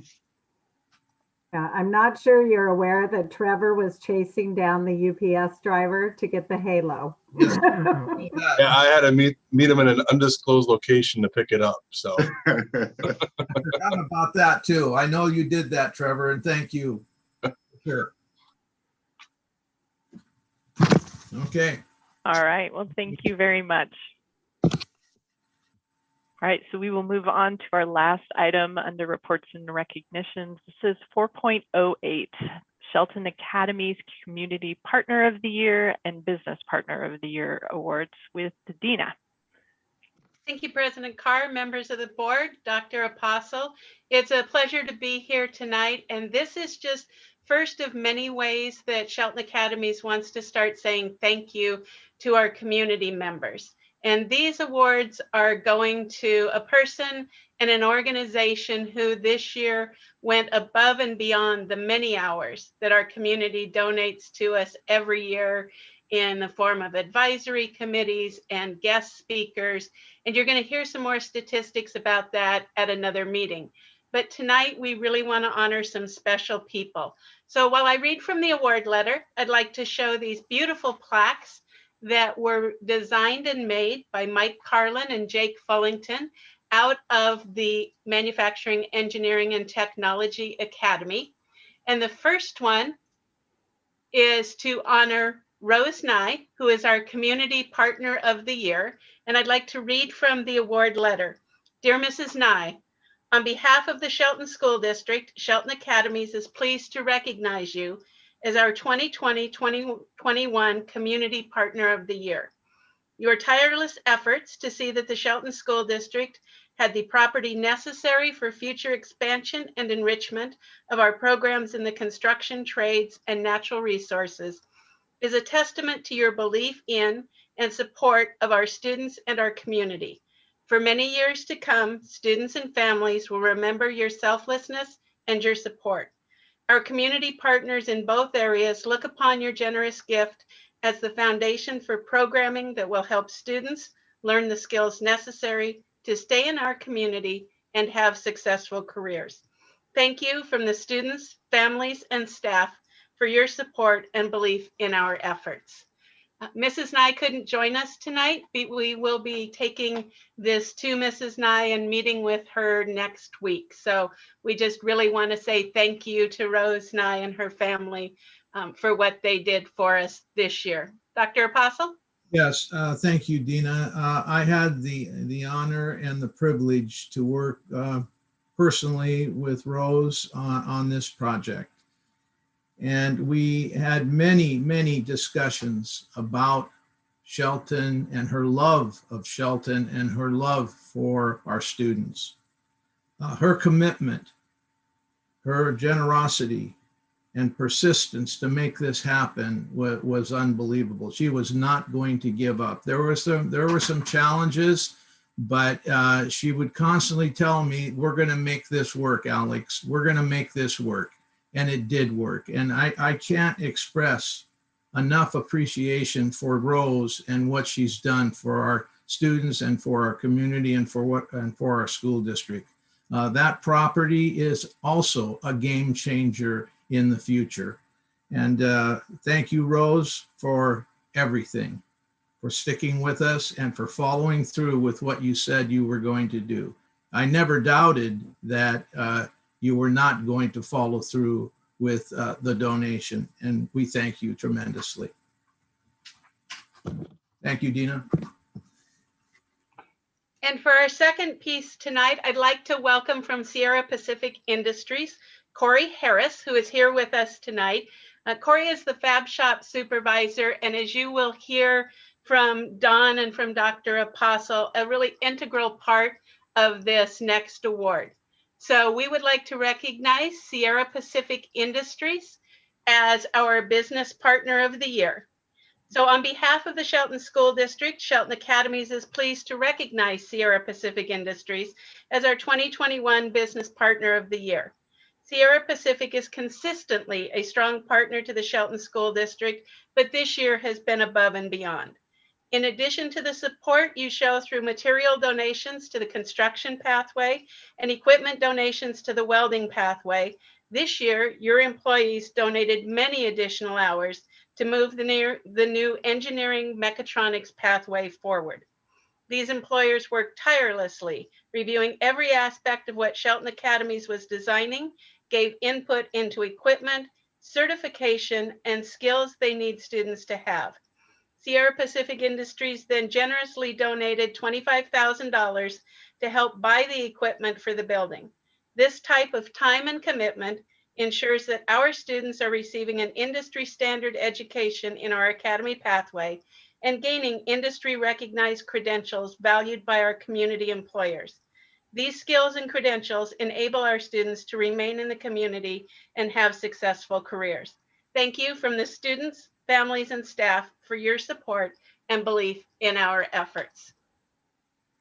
So Corey, on behalf of everyone here in the Shelton School District, we are so pleased that Sierra Pacific Industries is our partner. And I know you've worked many, many hours with Don Wielander on this year. And I know Don's here with us tonight as well. Yes, thank you very much. I mean, on behalf of Sierra Pacific, we're very honored to receive this recognition. And I'm really excited to see the new coursework and the type of training that you guys are going to be providing for your students through the MET programs. I think that's just extremely beneficial for some of your students with some more of the hands-on learning experience. But if that was in school or if that was available when I was in high school, there's no telling where I'd be at this point in time. But on behalf of Sierra Pacific, I appreciate everything that you guys do for our community. The relationship that we have, especially with Matt Montoya, Jake Fullington, the construction trades, and many others that we have, I hope to continue in years to come. I mean, it's been a very, very good working business relationship for all of us. So thank you. Thank you, Corey. This is Alex Apostle, Superintendent. I can't thank you and Sierra Pacific and of course, Lisa Perry for all your support through thick and thin. I believe these are the relationships that are going to make the difference for our students, and it's going to make a difference for our school district and community into the future. There's nothing better than having the corporations like yours working with the schools, developing programs hand in hand in terms of providing a great future, not only for Sierra Pacific, but a great future for our students. So again, Corey, please pass on how grateful the Shelton schools are in terms of Sierra Pacific and everything that you do for us. Thank you very much. I will do. Any comments from the board?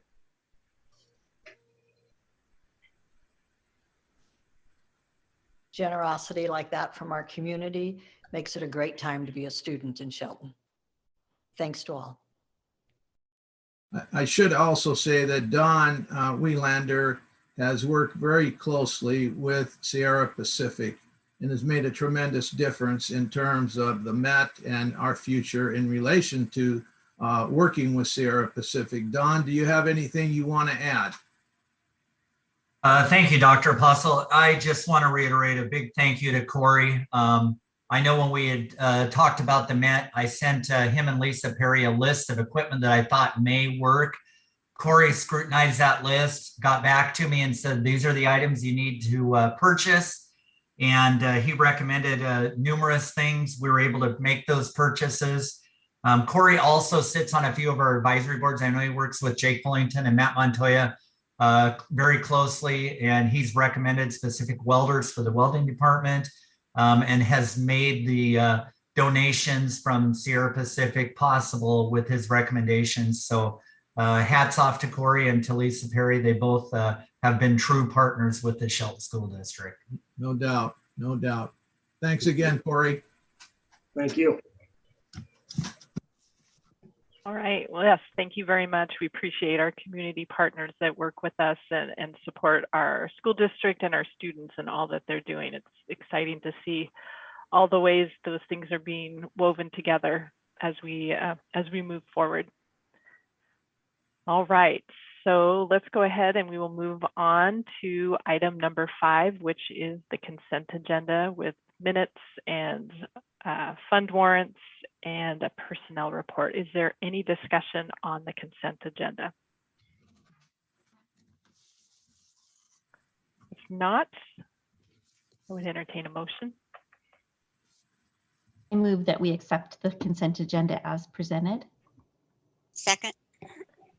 It's been moved and seconded to accept the consent agenda. Any further discussion? Hearing none, all those in favor say aye. Aye. Aye. Aye. Any opposed? All right, consent agenda has passed. So item 6, discussion and action items. We have one item tonight, item 6.01, which is the proposed purchasing of 6 portables from the Lake Washington School District. Robert. Good evening, President Carr, members of the school board, and Dr. Postle. This evening, I'd like to talk with you about the purchase of 6 portables from, just to clarify, it's from Aries Building Systems. They were leased to Lake Washington School District, and they are currently at Wandita High School at Lake Washington District. And also there's been a slight change that's occurred that I found out about this afternoon. And that is they do not have 6 units at Lake Washington as they were hoping to put aside for us. They have 5. And so the 6th unit would be from their leased portable from Vancouver, which was part of the original proposal that we discussed about. There's a slight difference in cost for the Vancouver one. It's actually slightly less expensive by about $10,000 or so. So we would receive the savings for that 6th portable. So we're respectfully requesting for 6 portables total, which would be 1 at Bordeaux, 1 at Evergreen, 2 at Mountain View, and then 2 for Cedar High School to possibly be used at the Olympic College campus. There's still some work that we would need to do regarding, exploration about, using placing portables on property and lease agreements and MOUs and lots of things that we will have to do to make that one come to reality. But based on, as you heard earlier this evening, the demand at Cedar is so great that at least the initial classroom space that's available, we are going to be in short supply. And so this is a great opportunity to capture that. The funding mechanism for these portables is ESSER 2 and 3 funds. And so what we're requesting this evening is the approval for the purchase of these 6, for the planning and purchase and permitting and eventual installation of these portables. The installation date would probably be sometime between winter break and spring break of 2022. And if everything falls into place, these portables, one of the great things I want to also talk about with you and as we discussed earlier and with the public is that we're receiving substantial savings for these portables. These portables, the 5, especially from Lake Washington, are virtually not used. They were put in place prior to COVID and did not get much use at all. And they are in fantastic condition. And we're receiving an amazing deal. Right now, if we were to purchase brand new portables on the KCDA contract, we would pay about 100 and, I think just under double, so about $130,000 more. And actually, it would be impossible for us to lock in that rate right now, anyways, because they are renegotiating due to lumber increases. Right now, lumber, as you all have heard, I'm sure, the prices are skyrocketing. We hope they'll calm down soon, and there's some movement that they might, but that won't help us in the near future. And also, the lead time for new portables is expanded to 9 to 10 months too. And so so that process would really push us way further out. And so with the information that was provided earlier to the board and the demonstrated need, we respectfully request that you approve that we proceed with the planning and procurement. All right. Thank you, Robert. Any questions for Robert for discussion? The portable coming from Vancouver, is that one about the same age and in the same general condition as the others that we're looking at from? It is 1 year older and has received more use, but it is in very good shape. Very good. That's good to hear. Sounds like we were very fortunate to have come upon these when we did. And I would imagine that in the event that we had difficulty placing these on OC's campus, that we would still be able to use them on our own school grounds. Yes, there's a lot of interest and requests from our administrators and all of other programs that we will have no problem coming up with a location. Yeah. And of course, we hope everything goes well with placing them and using them in our partnership with Olympic College. Thank you. Other questions or discussion? All right, are we ready for a motion?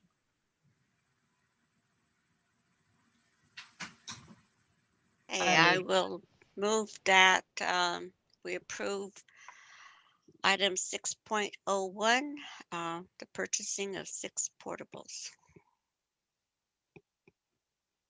I'll second. It's been moved and seconded to approve item 6.01, the purchasing of the 6 portables. Is there any further discussion? Hearing none, all those in favor say aye. Aye. Aye. Any opposed? All right. I guess we're purchasing 6 portables. Thank you very much, Robert. Yep, you bet. All right, so item 7 is the superintendent's report. Dr. Apostle. Thank you, Sally. Well, last week was graduation week, and the board and I attended graduation starting on Thursday with the choice graduation in the stadium. It was extremely well done. On Friday, we had the Cedar High School graduation in the Performing Arts Center. We also had on Friday a drive-through graduation parade for Shelton High School students. And then on Saturday, we had 3 in-person graduations, one at 10 in the morning, one at 1 o'clock, and one at 4. And I can tell you, I've been through probably over 150 graduations in my career. I have never been more proud of what I observed on Thursday, Friday, and Saturday. I have never been more proud. They were well orchestrated. They were well organized in every respect. And I give a lot of credit to the administration, and I give special thanks in relation to what happened at Shelton High School to Heather King and Alicia Glenn, and of course, Bruce Kipper and his team. They did a fantastic job. The weather was very different. We had a little bit of everything. We had strong winds, we had rain, we had sun, you name it, we had it. But everything went off like clockwork. It was a beautiful ceremony. Our students were absolutely very respectful throughout the graduation ceremony. The crowd, the parents, the families were, they observed all health protocols. I mean, they did a fantastic job. I've never, other than what we talked about earlier tonight, I've never been more proud of the Shelton School District than I have been this past week. It was an amazing effort, a team of people putting something very important together for our students and families that was absolutely perfect. I mean, I can't describe it any better. It was perfect. There was nothing wrong with what was presented in terms of our graduations. And we have some of the best moving on ceremonies going on in our intermediate schools and elementary schools, the drive-throughs, and we have a few of those going on tomorrow. But it's been a celebration of a very difficult and challenging year. And I take my hat off to all of our staff for not giving in to mediocrity, to striving to do the very best, regardless of what needed to be done. And this past week, in terms of our graduation and moving on ceremonies, is an example of that. I'm just can't say enough for our people. They've done a tremendous job, and they've done a tremendous job all year long. It's been a very challenging year, but our people never gave up. They kept battling and they finished strong. We're going to finish strong. Friday's the last day of school, and we can hold our head up because we did the job. And I thank all of you. Now, I do have one more thing that, well, you know, of course, I'm working on staffing and budget every day. So that goes without saying. And we're making progress on both, and things are looking good as far as the budget and as far as staffing. I want to end on a very positive note again. And I would like for Kelly Neely to talk about a community outreach that I thought was wonderful. And I saw photos of it, and I want Kelly to share this activity with the board and with the people present. Kelly? Can everybody, thank you, Alex. Can everybody see this? Great. I really wanted you to see the pictures. So on on June 2nd, a group of our folks, Kat Kelly, Cara Trick, Hannah Megan, Nate Slauson, Yvette Salamanca, met with a couple of folks from Mason General, Carmen and Melissa, sorry, I didn't get your last name, to go out to Blevins. And they took our our bus on wheels, our resources on wheels, and they went out and did some amazing things. This was not publicized because we weren't really sure how we were going to be able to get the vaccines out there and everything. So they had an amazing turnout for it not being publicized. They distributed 40 books in K through 6, registered 4 kindergartners, registered 3 preschool students, registered 1 first grader, registered 9 summer school kiddos, collected 2 Chromebooks, gave 24 COVID shots, and gave out popsicles, popcorn, tortillas, and water. They had a read aloud with Cara. They were able to make special connection with the manager out there, which is really going to help us in the future. And they really want to follow up on this. They had an amazing time. They were all volunteers. They put this all together themselves. So they're going to follow up on June 23rd to get that second dose in. They also want to bring Susanna Lopez in for signing that families up for low barrier insurance. So she'll be able to help with that. And they really are cultivating this partnership with Mason General. And I couldn't be prouder of our folks. They volunteered, put it together, went out there to the community that is most vulnerable. They have plans to go to 2 other places where we have some of our really fragile families. And so I'm so proud of them, and I wanted to share this with you. I want you to know, I'm sure that you're also as proud of this, but it just was a homegrown kind of thing. And they're going to continue to do it. I've totally given them permission to do pop-ups as long as we're safe. You can see that folks have their masks on. Kids were smiling under those little green faces there. So, and we had a lot of parents out too. So I really appreciate your support for all these community things that we've done. And I appreciate you letting me share this with you. It's really special.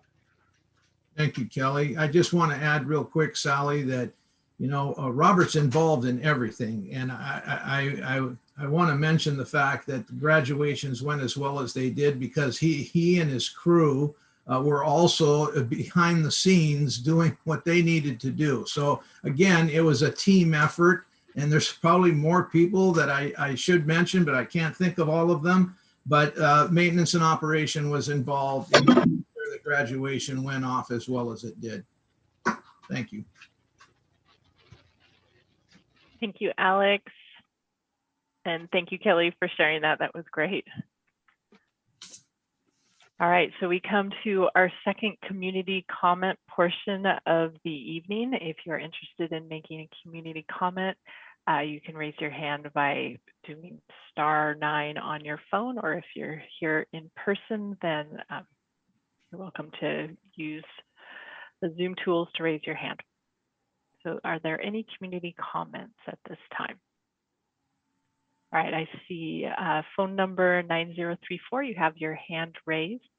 You can go ahead and unmute yourself by *6 and then state your name, and you'll have 3 minutes to make your comment. Hello, can you hear me? Yes, we can. Okay, my name is Gary Barber. I live in the Hillcrest area of Shelton. I am a father of children who attended Bordeaux Elementary and graduated from Shelton High School. I speak as a concerned citizen of Shelton and Mason County. I am commenting on the effort I recently heard to teach critical race theory in the Shelton School District. I think it is a dangerous and divisive concept.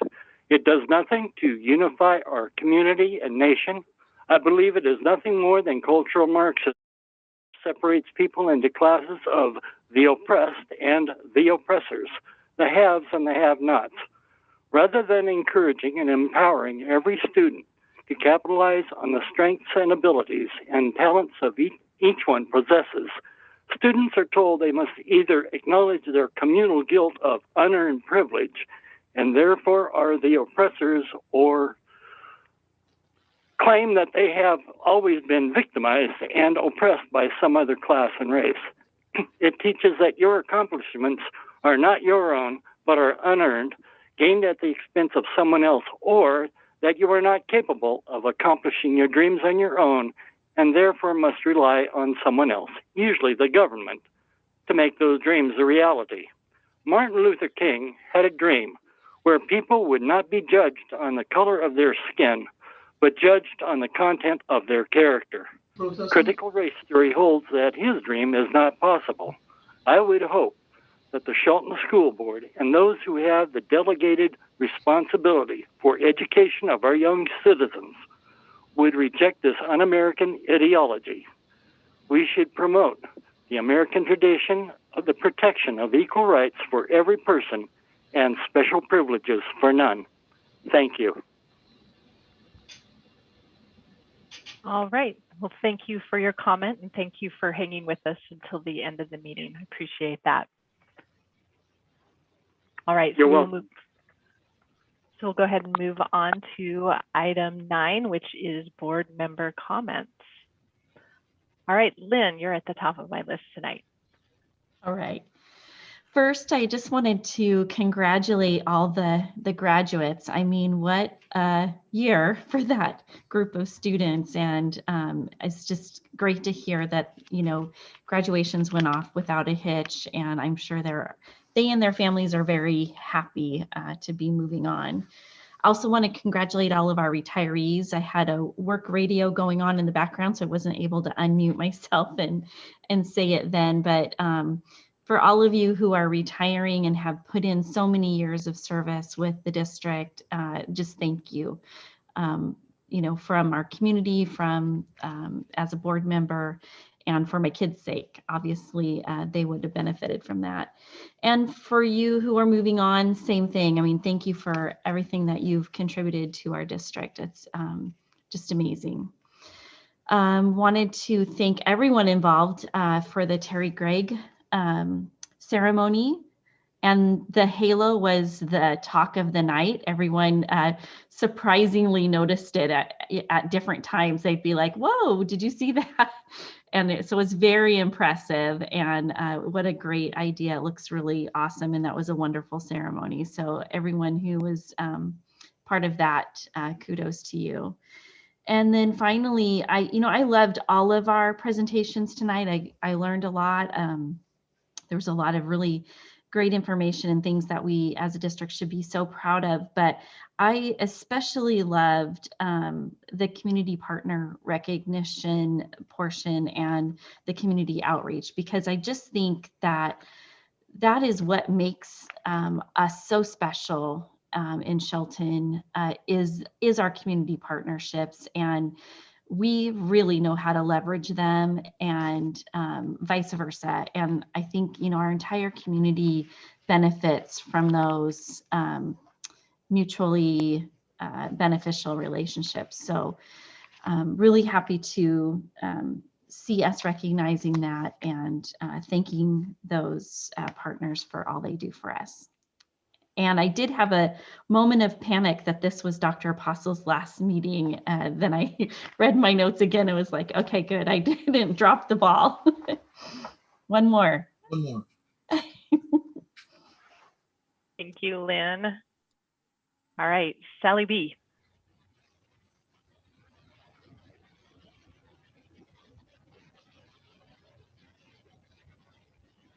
Find my cursor here.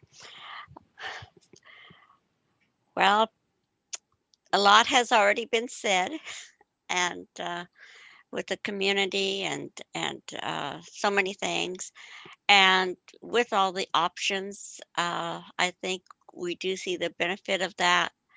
The district graduated right around 350 seniors this year, and yeah, even in this pandemic and the struggles and those families, those students, they all hung in there, gave it their all. And I really enjoyed, you know, that's one of the big perks of being on the board, regardless if you have different families and you have friends or whatever, you always get to go to the graduations. So that's a huge perk. It was great. Saturday, yeah, it was interesting. We were rained on and blew up a storm and whatever.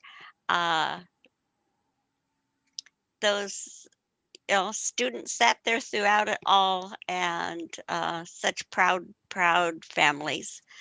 It was great to see. And thinking about those staff members, they are retiring or they're moving on. From time to time, we get to know how much we touch our lives of our students and our families. Oftentimes, we never know. You know, it's a way, something that's been said along the way or whatever that can really support that young person, to help that parent say, we can do it. And so each and every day that each and every one of our people are in our schools, and whatever role that they play a big part in our students and our families throughout our communities. So there's no way we can give them the thanks that they deserve in doing such hard work. And so great appreciation there. I think last time I reported on the art committee at the high school. I'm also on the art committee along with Robert, who is everywhere, at Mountain View. And so we got to see some preliminaries today and some wonderful work that will be coming to fruition in the future. And again, just enhancing to not just the visual, but the pride and every piece of art that's going in is also a learning tool, a teaching tool that we will have in our district. So it's been a very strange year. It's strange to think it's over. I don't know about anyone else, but throughout this whole COVID time has just taken on some other kind of personification. Sometimes I don't even know what season it is. But as time marches on and we go forward, okay, we know it's been graduation season and time to relax and hope that everyone is safe throughout their summer vacations and we get to start a new and renewed year next year. So wishing all those at the end of the school year just health and safety. Thank you, Sally. Sandy. Boy, she's right. You know, there are so many rituals that help dictate or help us feel like we're in a season or another. And with COVID having upended so many of our rituals, you do lose track of time. Sally mentioned that, you know, graduations are one of the great benefits of being on a school board. I also think the ability to award the Drake Scholarship is a fantastic benefit of being on the school board too. We get to meet some wonderful students, interview them, learn more about them, and make some awards. And, you know, all of the different reports and different recognitions that we had this evening really highlight that there is so much to celebrate right now in Shelton. And there are so many wonderful people to thank for making all these things possible. So a huge thank you to staff and to students and to families. And hope everybody has a wonderful summer. All right, thank you, Sandy. So I concur with everything that's been said so far by my fellow board members. I wanted to especially recognize all the staff that worked so hard to get all of the graduations ready. So Robert and his crew, Stacy and her staff at Choice, Amber and her staff at Cedar for the very first Cedar graduation. That was very exciting. And Bruce and Heather and Alicia at Shelton High School. That was to do 3 graduations in one day, first time on campus in a really long time, was honestly heroic. And it was wonderful. It was wonderful to be back on campus for our graduations. It made it, I don't know, it had that hometown feeling and it was very enjoyable.